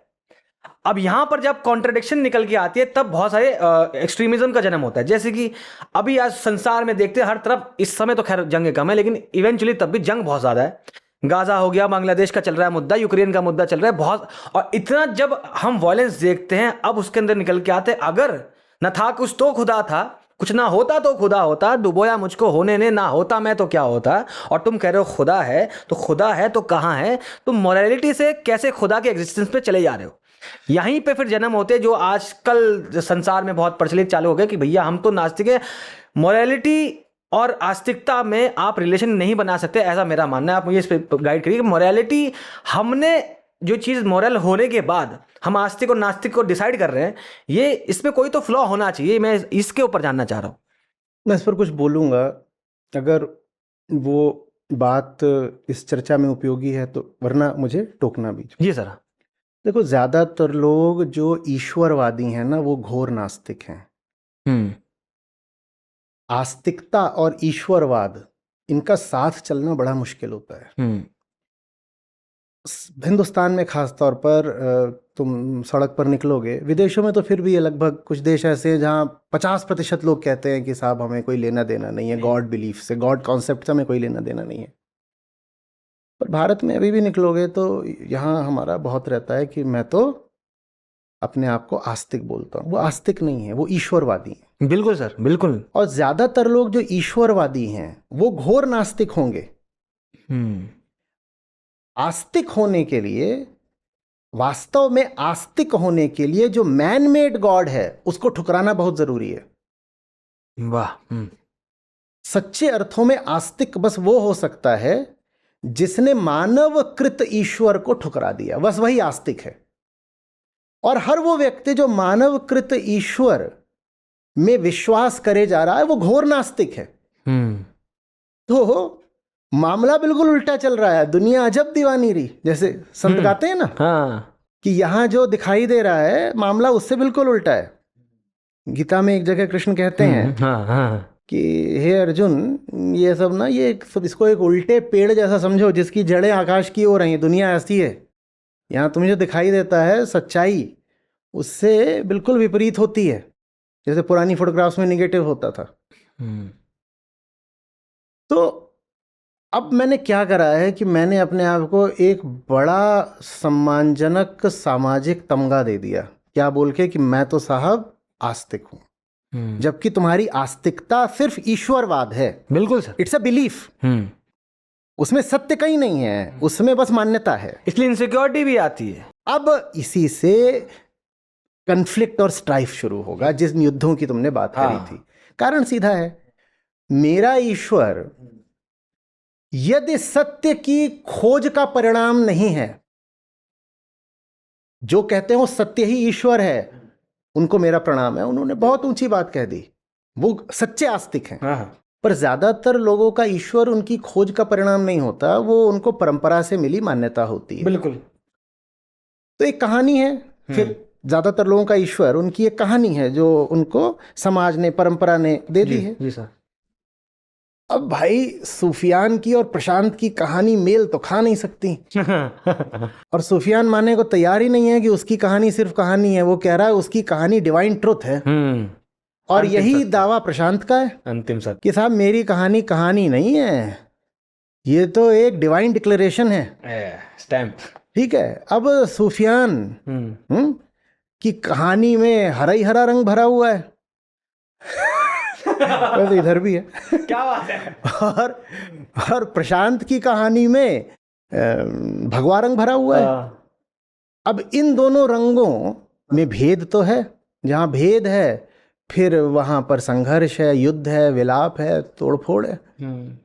कोई है जो कह रहा है कि साहब मेरे ईश्वर ने, गॉड ने दुनिया 7 दिनों में बनाई। कोई दूसरा है, वो अफ्रीका में बैठा है, वो कह रहा है नहीं साहब मेरे गॉड ने तो पलक झपकते बना दी। हाँ, कोई कह रहा है नहीं नहीं नहीं मेरी जो मिथोलॉजी है वो ऐसी है, दूसरा कह रहा है मेरी मिथोलॉजी इसके बिल्कुल विपरीत है। एक कह रहा है कि मेरी जो होली बुक है उसने मुझे जो कोड ऑफ कंडक्ट दिया है वो कहता है कि पहले इस हाथ से खाओ या पहले इस हाथ को धो, दूसरा कह रहा है नहीं जो मुझे दिया गया है वो ये है। अब ये लड़ेंगे ना, यस सर। क्योंकि सत्य एक हो सकता है, कहानियां एक कैसे करोगे? कहानी तो मनुष्य के दिमाग का उत्पाद है, कहानियों में तो भिन्नता रहेगी ना। सब कहानियां एक दूसरे से लड़ेंगी, सत्य एक दूसरे से नहीं लड़ते। सत्य सत्य रह जाता है आखिर। सत्य के सामने लड़ने के लिए कोई बचता ही नहीं ना। बिल्कुल सर। तो सत्य तो दो होते नहीं तो लड़ सकते नहीं, लेकिन कहानियां तो अनंत हैं और ये सब लड़ती ही रहेंगी। तो जब तक हम धर्म के नाम पर अपनी मान्यताओं को ही पालते रहेंगे तब तक धर्म कन्फ्लिक्ट का बहुत बड़ा स्रोत रहेगा।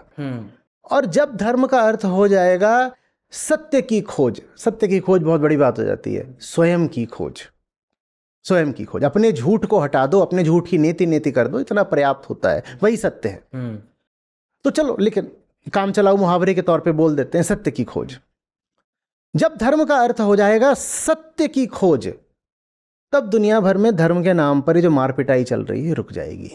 अभी कोई खोज नहीं है, बिल्कुल नहीं। अभी तो आप पैदा होते हो, खोज वर्जित है पहले से।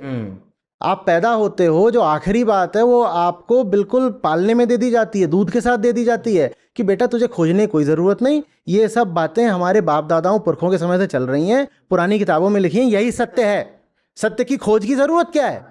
और जो बात तुम्हें दी गई है वो बात इसे नहीं दी गई, जो इसे दी गई है वो उसको नहीं दी गई है। अब ये एक दूसरे का सर नहीं फोड़ेंगे तो क्या करेंगे? बिल्कुल सर। वो एक ना, हम नाटक की दुनिया के लोग हैं हम, तो एक नाटक है जिस लाहौर नहीं देखा वो जमिया नहीं, असगर वजाद साहब का। तो हम नाटक प्ले करते थे, उसमें मैं नासिर काज़मी का किरदार निभाता था। तो उसमें एक जोन आता है जब बंटवारे की कहानी है कि हिंदुस्तान से फिर शायद लोग जो थे पाकिस्तान चले गए, ऐसा वैसा चल रहा है, और वहाँ पे एक हिंदू बूढ़ी रह जाती है। नाटक का प्रीमाइस ही है। तो उसमें एक पॉइंट पे आके पहलवान वहाँ पे ऐसा वो होता है, इंसान होता है जो कि अब मैं इनको हटाऊंगा हिंदुओं को, इसलिए नहीं कि अपना मजहब की बात है, इसलिए कि भाई पैसा मिलेगा, उसका अल्टीरियर मोटिव था। तो नासिर काज़मी एक दिन चाय वाले से पूछता है, एकदम चाय जिससे पीता है कि यार कि तुम मुसलमान हो? चाय वाला बोलता हाँ, लेकिन तुम क्यों मुसलमान हो? कहता है यार तो सोचा नहीं।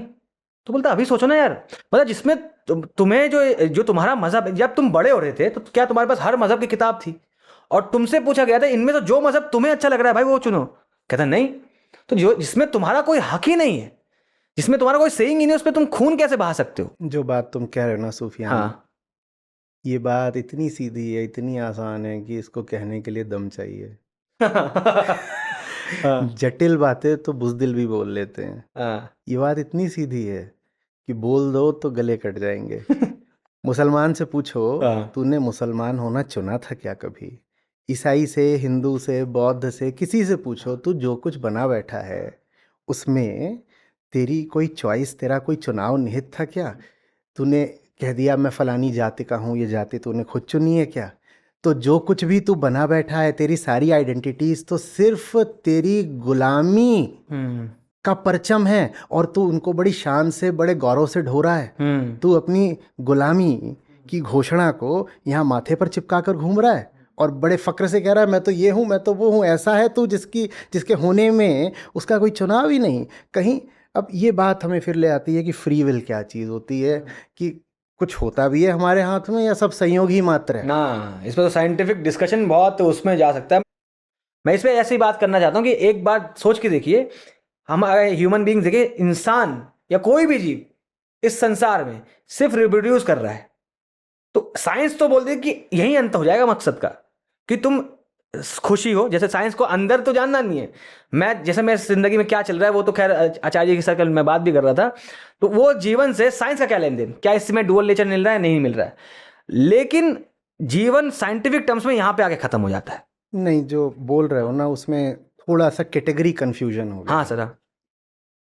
The word purpose does not apply to science at all. हाँ, मैं अभी समझाऊंगा पूरा उसमें डिस्कशन में आज के कि भैया ये साइंस को लेन देन नहीं है इसका। साइंस का पर्पस जैसी किसी चीज से कोई लेना देना नहीं। तो ये जो कैटेगरी है ना, उस कैटेगरी में ये वर्ड वैलिड ही नहीं है। पर्पस साइंस की कैटेगरी में ये वर्ड नहीं चलेगा।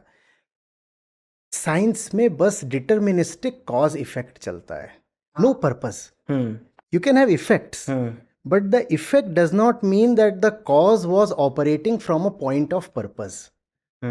ठीक है, मैं लात मार दूंगा तो इस मग में जो चाय है वो नीचे गिर जाएगी। ठीक है, तो वहां मेरा हो सकता है कोई पर्पस, मैं इसको गंदा करना चाहता था, वो ठीक है।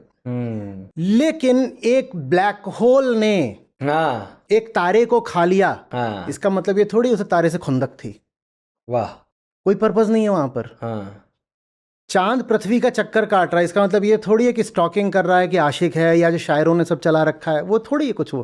हाँ तो साइंस में पर्पस जैसी कोई चीज नहीं होती, साइंस में कॉज एंड इफेक्ट होता है बस। मैं ये बात समझा। पर्पस सिर्फ अहंकार के लिए हो सकता है, क्योंकि देखो उद्देश्य बस उसके लिए हो सकता है जो बेचैन हो।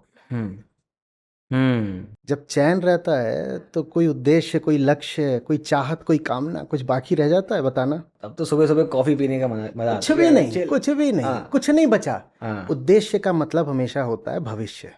भविष्य आइंस्टीन ने इतना ही बता दिया था कि टाइम बाहरी अर्थ में एब्सोल्यूट नहीं है, हाँ है ना? अध्यात्म बताता है कि टाइम भीतरी अर्थ में भी अननेसेसरी है। उद्देश्य का मतलब होता है भीतर टाइम, घड़ी टिक टिक कर रही है। उद्देश्य तो हमेशा भविष्य में ही तो होगा ना। हाँ purpose implies future, and that future that you're talking of is not physical material objective. When you say purpose, you imply a psychological future with an inner psychological clock ticking. आपका जो भी पर्पस है वो अभी तो पूरा नहीं होगा, वो तो भविष्य में ही होगा। सो पर्पस नेसेसिटेट्स अ फ्यूचर, ठीक है? यही है ना। वो अहंकार के लिए ही है फ्यूचर। क्यों? क्योंकि वो अभी अपने आप को अधूरा माना है, वो तो सिर्फ एक दावा है, वो एक बिलीफ है, वो कहता है मैं अपूर्ण हूं, मैं अपूर्ण हूं। अच्छा, इसे अपूर्ण की वजह से तो बहुत सारी चीजें, जैसे मैं इस पर मानता हूँ, अपूर्णता की वजह से क्रिएटिविटी आती है आई गेस। अपनी अपूर्णता को मिटाने के लिए एक शायर शायरी लिखता है। सी से ही आता है, पर वो क्रिएटिविटी नहीं, वो कंजम्पशन है। हाँ ये सर, ये थोड़ा मजेदार हुआ कि मैं इस बात को मान रहा था कि अधूरापन, जैसे हमें लगता है मैं अधूरा हूं, तो एक इंसान के अंदर जब अधूरापन बहुत जागरूक हो जाता है तो अपने को पूरा करना चाह रहा है वो। और पूरा किस वे में कर रहा है? कोई नाटक कर रहा है, कोई क्रिएट कर रहा है, कोई पोएट लिख रहा है, कोई पेंटिंग बना रहा है, कोई वॉयलेंस कर, मतलब ओवरऑल देखा जाए कि अधूरेपन से ही क्या ये सब जन्म पा रहा है? इस पे आप ये बताइए। कहा जाता है, और ये अहंकार की पैरवी करते हुए अक्सर कहा जाता है। हाँ हाँ कि साहब अहंकार के कारण ही तो दुनिया में इतनी खोजें हुई हैं, हाँ इतनी रचनाएं हाँ हुई हैं, और आदमी जा कर के दूसरे महाद्वीप खोज पाया। ये सब वो तमाम बातें कही जाती हैं कि ये सब हमारी बेचैनी का ही तो उत्पाद है। तो हमारी बेचैनी की शान में फिर ये सब कसीदे। लेकिन ऐसा नहीं है। देखो, तुम थिएटर के बंदे हो, जब 15-20 मिनट बीत जाते हैं किरदार में, और कोई चीज़ ऐसी नहीं है जो चुभ रही हो, सामने जो लोग बैठे हैं वो भी मौन होना जानते हैं, सब ठीक है, ऑडियो सिस्टम्स ठीक है, जो आसपास के तुम्हारे साथी किरदार हैं वो भी अच्छे हैं, ठीक ठाक हैं, उसके बाद क्या तुम्हें याद रहता है कि तुम कौन हो? तब जो होता है ना, वो क्रिएटिविटी है। क्रिएटिविटी ईगो की अपूर्णता से नहीं आती, ईगो के विस्मरण से आती है। क्या बात है। Creativity arises not from incompleteness but from nothingness. क्या बात है। इनकम्प्लीटनेस से तो कंजम्पशन उठता है, इनकम्प्लीटनेस से तो सिर्फ बेचैनी और तड़प उठती है, अकेलापन, लोनलीनेस उठती है। क्रिएटिविटी, सृजनात्मकता का कोई आधार नहीं होता। वो तब है जब अहंकार नहीं है। जब अहंकार नहीं है तब जो होता है उसको हम कह सकते हैं कि अब सृजन हुआ है। You have started from zero, not from the past. The ego will always start from the past, and then therefore things cannot be creative. Yes, there can be some kind of gradual incremental innovation. वो अलग बात है, वो कर सकती है अपूर्णता। कि मुझे बेचैनी लग रही है तो अपनी बेचैनी को मिटाने के लिए जो चल रहा था मैंने उसको इस तरीके से मॉडिफाई कर दिया, इतना तो कर सकती है ईगो। असल में बेचैनी ही पास्ट की रेसिड्यू है ना। तुम्हारे पास अतीत ना हो तो तुम्हारे पास कोई बेचैनी भी नहीं होगी। तो उस बेचैनी से जो कुछ उठता है वो बस पास्ट का एक्सटेंशन ही होता है, क्योंकि बेचैनी ही पास्ट की रेसिड्यू है। तो बेचैनी से माने अपूर्णता से, ईगो की इनकम्प्लीटनेस से देखो कभी क्रिएटिविटी नहीं आने वाली। क्रिएटिविटी तो अध्यात्म से ही आएगी। अहंकार जितना अपने आप को गैर जरूरी जानना जाता है उतना क्रिएटिविटी आती जाती है। क्रिएटिविटी सेंस द क्रिएटर, क्योंकि अहंकार ही क्रिएटर बन के बैठा था। और तू जब तक क्रिएटर है कलमुहे, हाँ तब तक क्रिएटिविटी नहीं आएगी। तभी जब बड़े बड़े राइट, मैं अभी रिलेट ऐसे कर पा रहा हूँ जब आपने माशाल्लाह बहुत खूबसूरत ढंग से बताया कि यार कभी कभी ऐसा होता है, कोई चीज़ राइटर होता है वो कुछ लिख रहा होता है और सवाल, जैसे मैं भी कभी छोटी मोटी रील जब लिखता हूँ तो मैं देखता हूँ पॉइंट ऑफ व्यू पे मुझे समझ नहीं आ रहा था वो जन्म कैसे पा रहा है। बड़े बड़े राइटर जब बहुत बढ़िया किताबें लिख देते हैं समझ नहीं पाते वो जन्म कैसे पा गए। इनफैक्ट विंसेंट वैन गॉग की जब हम बात करते हैं, वो जो पेंटिंग बना देता था उसको पता नहीं चल रहा था वो कहाँ से आ रही है। शायद वही जैसे वो है ना कि ये उससे आ रहा है, सृजन जब हो रहा है उसका ईगो का हट जाने से ही वो चीज़ जन्म पा मैं रही है। इसमें थोड़ा सा कुछ और जोड़ूं। हाँ सर।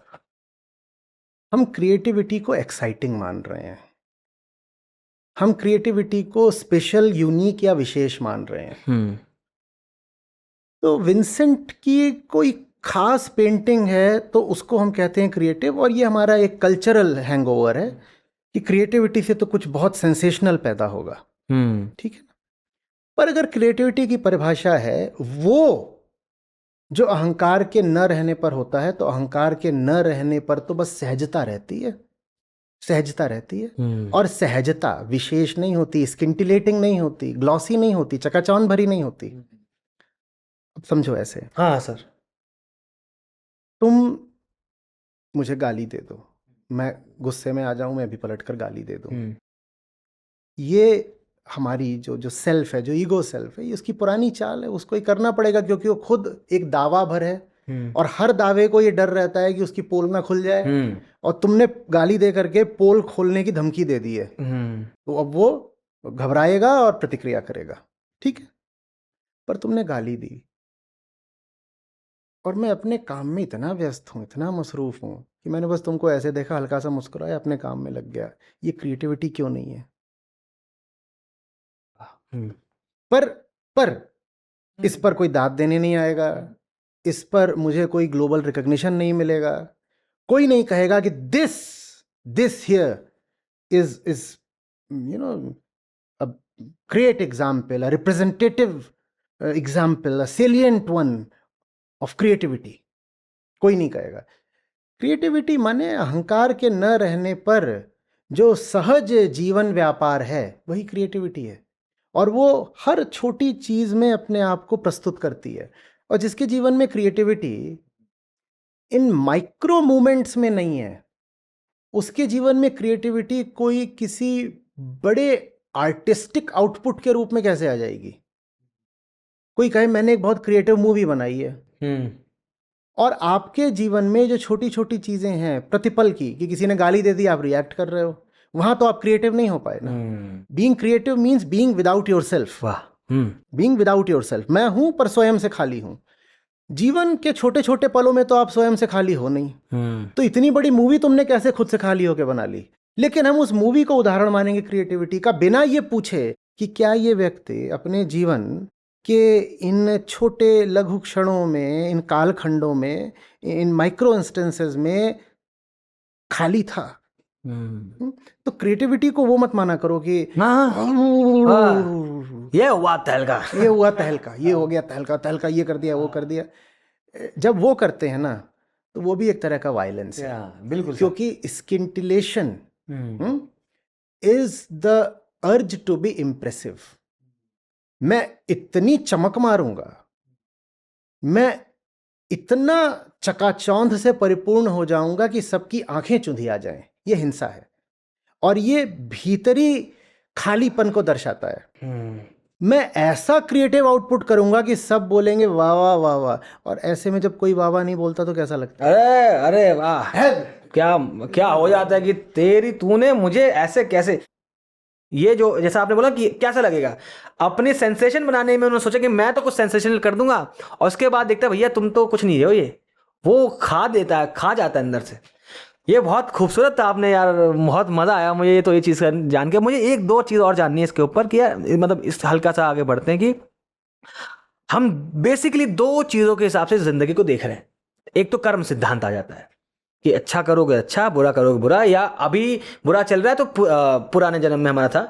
एक आता है इम्तिहान कि जीवन यही है, एक ही है, और जो बुरा हो रहा है जो अच्छा हो रहा है, जैसे एक इस्लामिक फिलॉसफी में आती है कि हम तुम्हें दे के भी आजमाते हैं, हम तुमसे छीन के भी आजमाते हैं। कार्मिक फिलॉसफी में हम जब बात करेंगे कर्मों के हिसाब से हम देख लेते हैं कि कैसे जीवन में जो दुख चल रहा है, सुख चल रहा है, वो कर्मों का फल आ रहा है। इन दोनों का पॉइंट को मुझे समझना है। पहले आप सर कर्म सिद्धांत के ऊपर बताइए। अगर मान लीजिए मैं सिर्फ एक ही जिंदगी की बात करता हूँ, यही जिंदगी थी ना, इससे पहले मैं कोई जीव था, एग्जाम्पल लेके चल रहे हैं, ना जीव था, ना कभी पैदा हुआ था, ना कुछ था, ना कुछ था, ना कुछ था, इस जिंदगी में कर्म सिद्धांत कैसे अप्लाई हो जाएगा फिर? नहीं, कर्म सिद्धांत अगले पिछले किसी जन्म के बारे में हाँ है भी नहीं, हाँ, कुछ नहीं है। क्योंकि लोग ऐसा करते हैं कि यार तुम्हें बुरा हो, तुमने पुराने जन्म में किया था। लोग तो कुछ भी करते हैं। एक पूरी किताब ही लिखी है मैंने कर्म के नाम से। वो अंग्रेजी में पहली बड़ी किताब थी, आज से 5 साल पहले मेरी। कर्म सिद्धांत इस बारे में है ही नहीं कि पिछले कर्मों का तुम पर क्या असर पड़ेगा और अभी जो कर्म कर रहे हो इनसे तुम्हारा भविष्य, और ये सब नहीं है। चलो मैं इसको नाटकीय बनाता हूँ। हाँ, मजा आया, लाइट थिएट्रिकल। स्पॉटलाइट आ रही है। कर्म सिद्धांत कर्म के बारे में है ही नहीं। कर्म सिद्धांत कर्ता के बारे में है। कर्म का सिद्धांत हाँ एक तरीके से कह रहा है कि कर्म को भूल जाओ। हाँ, कर्म तो कर्ता की अभिव्यक्ति मात्र है। कर्ता पर ध्यान दो। ये कर्ता कौन है? ये कर्ता अगर ठीक हो गया, सुधर गया, संट हो गया, शुद्ध हो गया, माने विलीन हो गया अंततः, तो कर्म का जो होना होगा अपने आप होगा, ऊंचे से ऊंचा कर्म हो जाएगा। ऐसे कह दो कि कर्ता की शुद्धता में या अनुपस्थिति में जो कर्म होता है वो कैसा भी हो वही ठीक कर्म है। कृष्ण जी बोल जाते हैं उस पे हाँ, आगे कि हाँ, तुम कर्म करो, हाँ, तुम्हारा अभी जो आता है वो। ये भी गीता इस तरह से उसको बोलती नहीं है। ये भी हाँ सर, समझ प्लीज लो सर, कि मुझे ये ये भी बहुत लोक धर्म का ही प्रभाव है कि हमने गीता को भी बहुत ज़्यादा मिस इंटरप्रेट किया है। देखो, गीता वेदांत की प्रस्थानत्रयी है ना, उसका एक प्रमुख स्तंभ है वो। कहते हैं उपनिषदों का सार है। जो उपनिषदिक वेदांत फिलॉसफी है उसका वो सार है भगवत गीता। तो उसमें वही बातें हो रही हैं बिल्कुल जो वेदांत की कोर फिलॉसफी से कंपैटिबल हैं।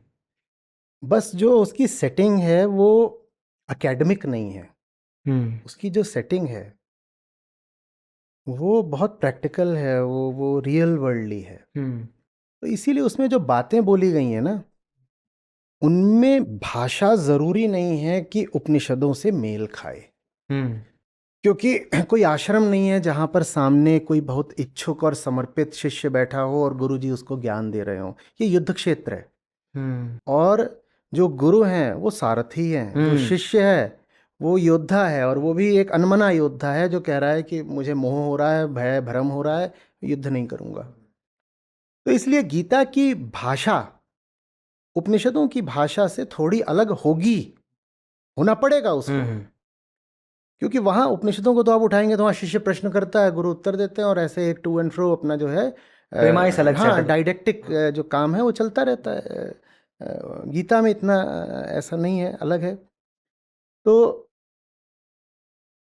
गीता ये नहीं कह रही है कि कर्म करो और फल की इच्छा नहीं करो। गीता भी यही कह रही है कि कर्ता कौन है उसको देखो। आत्मज्ञान ही होना गीता का उद्देश्य है। अर्जुन को आत्मज्ञान हो जाए, कृष्ण का काम पूरा हो गया। वास्तव में जो पहला ही प्रमुख अध्याय है, पहले में तो बस अर्जुन का विलाप है, विषाद है। जो दूसरा ही है जिसको हम आमतौर पर सांख्य योग के नाम से जानते हैं, वो वास्तव में ज्ञान योग ही है पूरा, और लंबा है, 72 उसमें श्लोक। और उसमें और कुछ नहीं है, बस यही है कि तुम क्या नहीं हो। हाँ। अर्जुन, तुम क्यों अपने आप को ये माने बैठे हो कि वो माने बैठे हो, तुम ये नहीं हो। जितने तरीकों से अर्जुन को समझा सकते हैं तुम क्या नहीं हो समझाते हैं। उसके बाद भी जब अर्जुन के संशय शेष रह जाते हैं और वो चीज़ दिखाई देती है तीसरे चौथे अध्याय में, तो फिर गीता आगे बढ़ती रहती है और अलग अलग तरीकों से वो अर्जुन को समझाते हैं। पर कुल मिलाकर के गीता का जोर इस पर नहीं है कि फलाने तरीके का कर्म तुझे करना चाहिए अर्जुन। गीता का जोर इस पर है कि अर्जुन, एक सहज कर्म करने में अभी बाधा क्या आ रही है उसको जान, और उस बाधा के उपरांत जो हो सो हो। आप ऐसे समझो कि अगर कृष्ण अर्जुन को सिर्फ यही कह रहे होते कि युद्ध कर, तो फिर ये भी तो कहते, क्योंकि महाभारत का हिस्सा है श्रीमद् भगवद गीता, और श्री कृष्ण को वहाँ भगवान कहकर संबोधित कर रहे हैं, तो फिर तो ये भी जोड़ा जा सकता था कि आशीर्वाद ही दे दिया कि तुम विजयी हो जाओगे। हाँ फिर इतना भी जोड़ने की क्या ज़रूरत है? फिर तो ये भी कहा जा सकता था कि युद्ध की कोई ज़रूरत नहीं है, मैं चमत्कार कर देता हूँ और ये दुर्योधन वगैरह भी गायब हो जाएंगे। हाँ। वैसा नहीं है। या फिर रश्मि रथी में बोलते हैं, कर्ण जब बोलता है कि खुद उठा लो हाँ, सुदर्शन चक्र, हाँ, आप हाँ, आ खत्म ही जाओ, करो। आ जाओ, कुछ भी करो। हाँ पर कृष्ण वहाँ पर कोई दैवीय चमत्कार नहीं कर रहे हैं। यद्यपि बीच में जब जयद्रथ वगैरह का प्रसंग आता है तो हमको ऐसा लगता है जैसे इन्होंने कुछ करा है खास। मामला फिलोसॉफिकल है, मामला फिलोसॉफिकल है। उपनिषदों की ओर जाएंगे तो बहुत स्पष्ट दिखाई दे जाता है कि ये एक फिलोसोफर्स वर्क है, पर गीता है वही philosophy taken to a war setting. वाह। The same Upanishadic philosophy taken to a war field, वो वही है। वहां भी बात सारी आत्मज्ञान की ही है। जी जी सर। और गीता का श्लोक समझने में जब भी कभी संशय हो तो पूछ लेना चाहिए कि उपनिषद क्या कहते हैं। जानते हैं गीता को भी उपनिषद माना जाता है, गीतोपनिषद कहते हैं। हाँ तो गीता भी एक फिलोसॉफिकल वर्क ही जी जी है। जी। यद्यपि फिर मैं इसमें स्वीकार कर रहा हूँ हाँ कि यद्यपि वो जिस तरह से लिखा गया है वो ऐसा लगता है कि जैसे हिस्टोरिकल, मिथोलॉजिकल, फिक्शनल या सेमी फिक्शनल हो, हाँ ऐसा लग हाँ सकता है। हाँ ऐसा लग भी रहा है तो वो एक बाहरी अपीयरेंस भर है। At the core of it lies वेदांतिक philosophy. और गीता को पढ़ते समय ईमानदारी से हमारा उद्देश्य यही होना चाहिए कि जो लिखा गया है इसके पीछे की फिलॉसफी क्या है वो मैं समझने की कोशिश करूं। शब्दों में, बाहरी अपीयरेंस में मैं खोकर ना रह जाऊं, ये होना चाहिए। तो प्रिंसिपल ऑफ कर्मा, हाँ, वही कर्म ये सिद्धांत। गीता खुद ही बता देती है कि कर्म करो अभी ना, जब आप बात कर नहीं, रहे गीता कहती है कर्म तो हो ही रहा है। देखो समझो, हाँ ये यूनिवर्स है, ठीक है। इस यूनिवर्स में क्या कुछ भी है जो स्टेशनरी हो सकता है? और अगर कुछ स्टेशनरी हो गया तो वो ऑब्जर्वेशन से हट जाएगा, जानते हो ना। हाँ सर। है ना। हमारा माइंड सिर्फ मूवमेंट को डिटेक्ट कर सकता है। अगर कुछ ट्रूली फ्रेम इंडिपेंडेंट रेस्ट में है तो उसको ये माइंड पकड़ ही नहीं पाएगा। आप एक मूविंग ऑब्जेक्ट के साथ जो फ्रेम ऑफ रेफरेंस है उतनी ही वेलोसिटी से चला दीजिए तो उस फ्रेम में वो रेस्ट में लग सकता है। पर अगर कुछ ऐसा आ गया जो फ्रेम इंडिपेंडेंट रेस्ट में है तो वो माइंड के लिए डिटेक्टेबल रह नहीं जाएगा। तो ये पूरा यूनिवर्स ही लगातार गति कर रहा है। हम जानते हैं यहाँ कुछ भी नहीं है जो रुका हुआ है, बिल्कुल। इसमें कॉन्टिन्यूअस वाइब्रेशन चल रहा है भीतर। यहाँ रैंडम ब्राउनियन मोशन चल रहा है लगातार इस फ्लूइड में, ठंडा हो गया सब कुछ चल ही रहा है। और वो भी ठंडा भी इसलिए हो गया क्योंकि वो जो मूवमेंट है वो उसकी डिग्री कम हो गई। जी बिल्कुल। अभी गर्म करेंगे मॉलिक्यूल्स और ऐसे ऐसे भागेंगे तो हम कहेंगे टेम्परेचर बढ़ गया है। एब्सोल्यूट जीरो ला नहीं सकते और केल्विन जीरो हो नहीं सकता इसमें। मजा तो बहुत आ रहा है यार आज। तो कर्म तो लगातार हो रहा है। कर्म माने गति, ये पूरा यूनिवर्स ही लगातार गतिशील है। हाँ अच्छे समझेंगे इसको। मूवमेंट हमेशा डिटर्मिनिस्टिक होता है, कॉज एंड इफेक्ट वहां होते हैं ना। तो जो मूवमेंट होना है वो तो हो ही रहा है अर्जुन। दिक्कत ये नहीं कि तुझे कुछ करना है, दिक्कत ये है कि उस पूरे मूवमेंट में तूने एक बग डाल रखा है। तूने एक अननेसेसरी फिक्टिशियस एलिमेंट इंट्रोड्यूस कर रखा है। गीता उसको हटाने के बारे में है, कुछ जोड़ने के बारे में नहीं है। वाह। आप समझो, ऐसे समझो। हाँ यहाँ मारो, हाथ मारो अपना। Yes sir. ठीक है, ये कॉज इफेक्ट था। कॉज इफेक्ट कितना था? फिर से मारो, जोर से मारना। ये जो आवाज थी ये इफेक्ट है। कॉज क्या था? The collision. ये कोलिजन हुआ, जो आवाज निकली और थोड़ा सा इसका टेम्परेचर बढ़ गया, ये क्या है? इसका ये इफेक्ट है। ठीक है, सुफियान तूने मुझे मारा, तू गंदा आदमी है। अब ये क्या है? पूरा एक साथ करके दिखाते हैं। ठीक है, दो तरह के इफेक्ट हैं। अब देख लो, सर बोल रहे हैं। जोर से मारो। आवाज आई, हाँ। एक इफेक्ट ये था। हाँ। अब एक दूसरी आवाज आ रही है, सुफियान गंदे आदमी तूने मुझे मारा। दो इफेक्ट हुए ना। पहला इफेक्ट था ये आवाज, एक और आवाज आ रही है, हे गंदे आदमी, ये दूसरी आवाज। इन दोनों में फर्क है।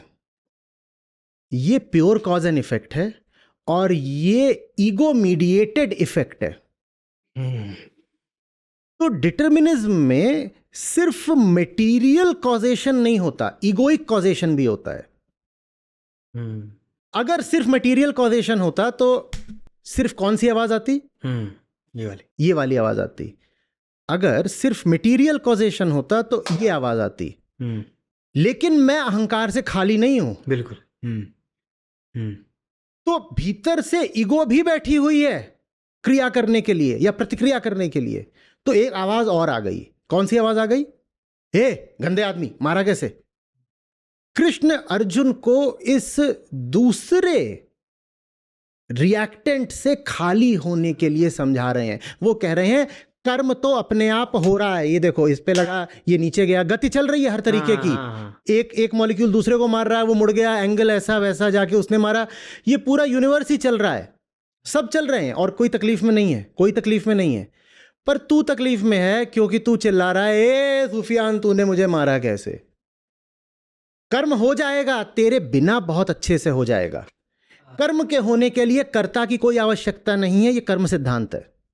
ओके, ठीक है। देखो ये है कार्य कारण, ठीक है। कारण था ये, दिस इज कारणता, कारणता, ये था कारण और कार्य हो गया, ये थोड़ा गर्म हो गया और आवाज आ गई और भी कुछ हुआ होगा, वाइब्रेशंस हुए होंगे। असल में पूरा यूनिवर्स हिल गया है। हाँ, ये इसमें पड़ा है तो पूरा यूनिवर्स हिल गया है माइक्रो तरीके से, वो हो गया, वो कार्य कारण था। पर अब ये कौन है जो कह रहा है गंदे आदमी? ये फिजिक्स का कौन सा लॉ है? सही बात। ये फिजिक्स का कौन सा लॉ है? हाँ। और फिजिक्स इसको पकड़ती नहीं। यहां अध्यात्म आता है। फिजिक्स इन दो को तो पकड़ रही है कि ये दो लो लगे, अब वाइब्रेशंस हो रहे हैं और ये सब चल रहा है। पर ये दो लगे तो ये कौन भीतर बैठा है जो कह रहा है तूने मुझे मार दिया, तूने मुझे मार दिया? ये कौन है? इसको हटाना ही भगवत गीता का उद्देश्य है कि अब जो कर्म होगा हो जाएगा। अर्जुन कैसे होगा? तेरे पास अंतःकरण है, तेरे पास बाहुबल है, तेरे पास शस्त्र हैं, अंतःकरण में स्मृति भी आ गई, बुद्धि भी, सब है तेरे पास। आंखें हैं देखने के लिए, इंद्रियां हैं तेरे पास, कर्म इंद्रियां हैं तेरे पास, टांगे हैं और बाजू हैं, सब है तेरे पास, ठीक है। और ये तेरे पास मस्तिष्क है, इसके पास आईक्यू है, तो वो जानता है कि अभी मैं यहाँ बैठा हूँ तो स्ट्रेटेजिक प्लानिंग कैसे करनी है, पहले इससे लड़ूं कि उससे लड़ूं। अभी आज जो है ना इससे बचते हैं, अवॉइड करते हैं। पितामह नमस्कार, आज आपसे नहीं लड़ेंगे, आज उधर वालों को जरा मार के आते हैं। सब हो जाएगा, सारे कर्म हो जाएंगे। अर्जुन तेरी जरूरत क्या है? अर्जुन तू हट, तू अनावश्यक है। अर्जुन तू हट, कर्म अपने आप हो जाएगा। देखो हो जाता है, कर्म अपने आप हो जाएगा, तेरी जरूरत नहीं अर्जुन। ये जो अर्जुन बनकर बैठे हैं वो है अहंकार, और वो निहायत गैर जरूरी है, वो नहीं चाहिए। पर वो घुसा रहता है हर जगह, और घुसा ही नहीं रहता, वो बोलता है मैं करता हूं, आई एम द डूअर, मैं करता हूं, मैं भोगता भी हूं। और चूंकि मैं भोगता हूं भविष्य का, इसीलिए मैं भविष्य को लेकर के योजनाएं भी बनाता हूं और डरता भी हूं, क्योंकि मैं वो हूं जो भविष्य में भी आगे रहेगा और वो आगे भविष्य का भोक्ता बनेगा। सारा जो उपदेश है वो ये जो भीतरी नॉनसेंस बैठी हुई है उसके सेंटर को हटाने के लिए। अब युद्ध होना होगा तो हो जाएगा, और युद्ध का जो परिणाम भी आएगा वो आता रहे। बिल्कुल ऐसा हुआ है कि अर्जुन जीत गए। लेकिन मुझे एक बात बताओ, दुनिया में जितनी भी सही लड़ाइयाँ हुई हैं उसमें क्या सही लड़ाई लड़ने वाले को जीत मिली है हमेशा, आवश्यक रूप से? बोलो ऐसा हुआ है क्या? ऐसा हुआ है क्या? अभी सबसे पास की जो लड़ाई थी, अगर हिटलर 1941 की गर्मियों में रुक गया होता तो जीत गया होता, हिटलर भी जीत गया होता। लेकिन हम वही कहानियां याद रखते हैं जहां पर वो जो तथाकथित बुरा आदमी है वो हारा है। सही बात तो ये है कि सच्ची लड़ाइयों में बहुत बार हार मिलती है, ज्यादा बार हार ही मिलती है, ज्यादा बार। आप दुनिया भर में देख लो ना, हम वास्तव में भारत में भी हम जिन सूरमाओं की शौर्य गाथाओं को याद रखते हैं उनमें से ज्यादातर हारे थे, और बहुत हारे थे। हारे थे कि नहीं हारे? बिल्कुल सर। हाँ, और कई बार तो सिर्फ हारते नहीं हैं, मारे भी जाते हैं, और तब हम उनको कहते हैं कि ये वीरगति को प्राप्त हुए। तो कुछ ऐसा तो नहीं है कि सत्य का परिणाम ये होगा कि तुम्हें सांसारिक विजयश्री भी मिलेगी ही मिलेगी, ऐसा कुछ भी नहीं है। अब करबला हाँ बिल्कुल करबला सर। करबला करबला तो पूरी जंग, पूरे दास्तान ही वही है ठीक है कि हाँ तो ऐसा तो नहीं है कि आप अगर सही लड़ाई लड़ रहे हो, अरे जीत छोड़ दो, बहुत दर्द भरी मौत भी मिल सकती है, बहुत दर्द भरी मौत भी मिल सकती है। तो कर्म का परिणाम सिर्फ कर्ता का सरदर्द होता है। कर्ता हट गया तो अब अर्जुन विजय की उम्मीद अपेक्षा करे बिना लड़ेंगे, और ऐसे योद्धा को हराना मुश्किल हो जाएगा, क्योंकि उसको जीत से फर्क ही नहीं पड़ता। वाह। तो इसीलिए हाँ 18 अध्यायों में युद्धस्व तो बोलते हैं अर्जुन को, लड़ो, पर कभी भी बैठ के ऐसा कोई भरोसा, कोई गारंटी नहीं देते कि तू डर मत, मैंने पीछे सेटिंग कर दी है, मैच फिक्स्ड है, तू ही जीतेगा। कुछ नहीं है ऐसा, कुछ भी नहीं है। अर्जुन उन्हीं का बेटा है, अभिमन्यु।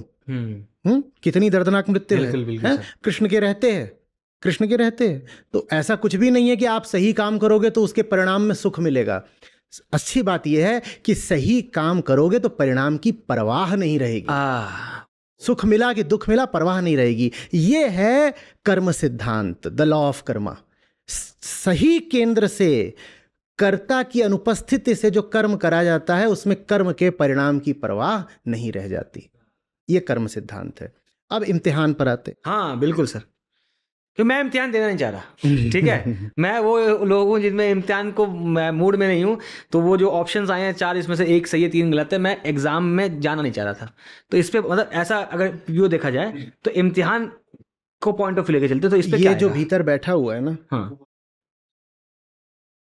पीछे की लाइट बंद हुई है, हाँ कोई नहीं। अभी इसके बाद सवाल के बाद थोड़ा ब्रेक ले लेंगे। नहीं ब्रेक नहीं चाहिए, फ्लो अच्छा है, बस इसको कम कर दो। ये चुभता है तो पसीना आता है ना, ये दोनों चुभ नहीं चाहिए। अच्छा फ्लो है। नहीं तुम्हें चाहिए क्या? नहीं मुझे नहीं चाहिए सर, मैं तो अच्छा मैं क्रॉसवर्ड जाने वाला हूँ।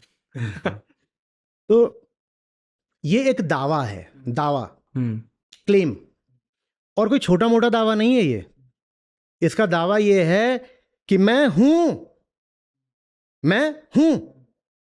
कोई इंसान बोलेगा अपने मुंह से कि देखो शरीर तो है, अंतःकरण तो है, इंद्रियां तो हैं, बुद्धि तो है, मस्तिष्क तो है, लेकिन मैं नहीं हूं। कोई बोलेगा क्या? कोई नहीं बोलता। और जब आप कहते हो मैं हूं तो उससे आपका दावा ये नहीं होता कि मेरी उंगली है, कि दांत है, कि आंत है, ये नहीं होता। आपका दावा किसी एक विशेष इकाई की ओर होता है जिसको आप मानते हो कि भीतर स्थित है। कहते हो मैं हूं। अहंकार ये दावा पकड़ के बैठा है, मैं तो हूं, मैं हूं। और मैं हूं ऐसा हूं कि मिटने वाला नहीं। आपका हाथ कट जाए तो भी आप कहोगे मैं तो हूं। और ज्यादातर तथाकथित धार्मिक धाराओं में मृत्यु के बाद भी ये मैं बचा रह जाता है किसी न किसी रूप में। बिल्कुल। तो ये मैं इतना गजब है कि सिर्फ यही नहीं कहता मैं हूं, वो कहता है मैं एक अर्थ में कालातीत हूं। शरीर भी गिर गया मैं तो भी हूं। बड़ा भारी दावा ठोक दिया भाई साहब ने। बहुत मुश्किल है यार, मतलब इतना गजब दावा। तो अब दावा जब होगा तो दावे की परीक्षा ली जाएगी ना, उसको क्या बोलेंगे फिर? क्या बोलेंगे? टेस्ट, इम्तिहान। भाई तू इतना ही बड़ा दावा कर रहा है तो थोड़ा मैदान में आ जा। तो इसको, इम्तिहान को आप ऐसे समझो कि अहंकार की पोल खोलने का इंतजाम। और वो इम्तिहान वास्तव में प्रतिपल हो रहा है। बताओ कैसे? ऐसे कि आप अपने आप को जो समझते हो वो आप नहीं हो, ये हर पल प्रमाणित कर रही है जिंदगी। इम्तिहान हो रहा है लेकिन आप वो स्टूडेंट हो जो अपनी मार्कशीट देखने नहीं जा रहे। आपकी परीक्षा ली जा रही है पर आप देखने नहीं जा रहे कि ग्रेड्स क्या आ रहे हैं। जिंदगी तो लगातार आपकी परीक्षा, आपकी टेस्टिंग, इम्तिहान चल रहा है लगातार। ये सब यस सर। पर उसका जो नतीजा आ रहा है आप ऐसे उसको ऐसे कर लेते हो, मुंह फेर लेते हो, क्योंकि देख लिया ना तो पता चलेगा कि आप हर पल फेल हो रहे हो। आपने कुछ बोला अपने बारे में, वो सिर्फ एक बिलीफ है, एक क्लेम है, एक दावा है, मान्यता। और जो चल रहा है वो कहीं से मैच नहीं कर रहा आपके दावे से, तो आप फेल हुए कि नहीं हुए? उदाहरण के लिए आप बोलते हो कि मुझे अपने बच्चे से प्यार है, और प्यार ही नहीं है, अनकंडीशनल लव है, बेशर्त प्यार है, बेशर्त प्यार है, ठीक है। और फिर अपने बच्चे को कहते हो कि अगर तेरे बोर्ड में इतने नंबर नहीं आए तो घर में मत घुसना। हाँ और शर्त तो लगा दी इतनी बड़ी, हाँ लगाई कि नहीं लगाई? बिल्कुल। बीवी से बेशर्त प्यार है, लेकिन तू ना इधर उधर के जो इधर उधर अड़ोसी पड़ोसी है इनसे इतनी बात मत किया कर। शर्त लगा दी कि नहीं? और अभी तो मैंने सिर्फ बात की बात करी है। यही बीवी जिस पर जान छिड़कते हो, अगर ये किसी हाथ में हाथ डाल के घूमती भी नजर आ जाए तो ऑनर किलिंग भी हो सकती है। अरे सर, तो आप जो अपने आप को बोल रहे हो, जिंदगी हर पल दिखा रही है कि तुम झूठ बोल रहे हो, तुम्हारा एक एक दावा झूठा है। इम्तिहान तो हर पल हो रहा है और उस इम्तिहान में तुम लगातार अनुत्तीर्ण हो रहे हो, पर तुम ही मानने को तैयार नहीं हो। हाँ, जब मानते ही नहीं तो फिर जिंदगी में ऐसे मौके भी आते हैं कि इम्तिहान सिर्फ रिजल्ट डिक्लेयर नहीं करता, वो जो जिसका एग्जाम लिया जा रहा है उसको तोड़ ही देता है। बिल्कुल sir. Sometimes the reality of an object can be known only by dismantling it. Scientific experiment में भी होता है ना, आपको पता करना है कोई चीज़ कैसी है तो उसके भीतर घुसना पड़ता है और तोड़ के ही घुस सकते हो। तो अहंकार जब जीवन के सटल मैसेजेस को पढ़ने से इनकार कर देता है तो जिंदगी फिर कई बार कड़ाके की लात मारती है और फिर हम कहते हैं हम तो टूट गए। कहते अरे अचानक से हमारे साथ क्या हो गया? भाई तुझे रोज रोज बताया जताया जा रहा था कि तू झूठा है, तू गलत केंद्र से जी रहा है, तूने ध्यान देने से इनकार कर दिया, तू बेईमान आदमी है। उसका नतीजा ये हुआ है कि अब इकट्ठे इतनी जोर की सफरिंग, दुख, पीड़ा तेरी जिंदगी में आ गई है। तो ये इम्तिहान लगातार चल रहा है। इसीलिए जो समझदार लोग थे उन्होंने ये कहा है कि जिंदगी इम्तिहान लेती नहीं है, जिंदगी इम्तिहान है। डिटॉक्स है सर, इम्तिहान डिटॉक्स कर देता है हमारे जो फॉल्स पर्सोना और फॉल्स इसको। बहुत बढ़िया बात, और यही उसका उद्देश्य है कि देख डिटॉक्स हो गया, इसलिए वो आता है ना कि अब हम तुम्हारा आसमान की तरफ को देखना देख रहे हैं, तुम वहीं आओगे। यही वेदों में अग्नि को पुरोहित माना गया है। उनकी जो पूरी विधि है, पूजा की विधि, वो यज्ञ की है। और यज्ञ का मतलब होता है कि बाहरी मतलब तो हम जानते ही हैं, जो हम आंखों से जो यज्ञ दिखाई देता है वो तुम्हें पता ही है। जो उसका भीतरी अर्थ है वो ये है कि जो नीचे बैठा है वो अपने आप को ऊपर उठाए और इसके लिए जो कुछ भी त्यागना पड़े, समर्पित करना पड़े, कर दूंगा। वो ऊपर जो बैठा है, जिसे देव कहते हैं, वो मेरा ही हायर सेल्फ है और मैं वो लोअर सेल्फ हूं जो नीचे बैठ करके ये फायर सेक्रीफाइस कर रहा है, अग्निहोत्र कर रहा है। तो अग्नि को पुरोहित क्यों माना गया? यज्ञ में अग्नि क्यों जलाई गई? अब तो हम इतने अभ्यस्त हो जाते हैं कि हमें लगता है कि यज्ञ का मतलब ये है कि आग तो होगी, पर आग ही क्यों? क्योंकि आग इम्तिहान लेती है। क्योंकि आग का स्वभाव है कि उससे गुजरने पर जो कुछ भी गैर जरूरी होगा वो जल जाएगा। गैर जरूरी इस अर्थ में कि जो कुछ भी भौतिक होगा वो जल जाएगा। कुछ चीजें ऐसी हो सकती हैं जिनको 10,000 डिग्री चाहिए हो, पर जलेगा जरूर, जलेगा जरूर। ये इश्क नहीं आसान गालिब, एक आग का दरिया है और डूब के जाना है, सब जला के जाएगा। तो सब कुछ जो मटेरियल है वो जलेगा आग से। अच्छा, मटेरियल को जलाने पे इतनी क्यों बात है इम्तिहान में? क्योंकि जो भीतर अहंकार बैठा है ना, ये मटेरियल से उम्मीदें रखकर ही जिंदा है। ये कह रहा है मैं अपूर्ण हूं और कोई मटेरियल चीज हासिल करके पूर्ण हो जाऊंगा।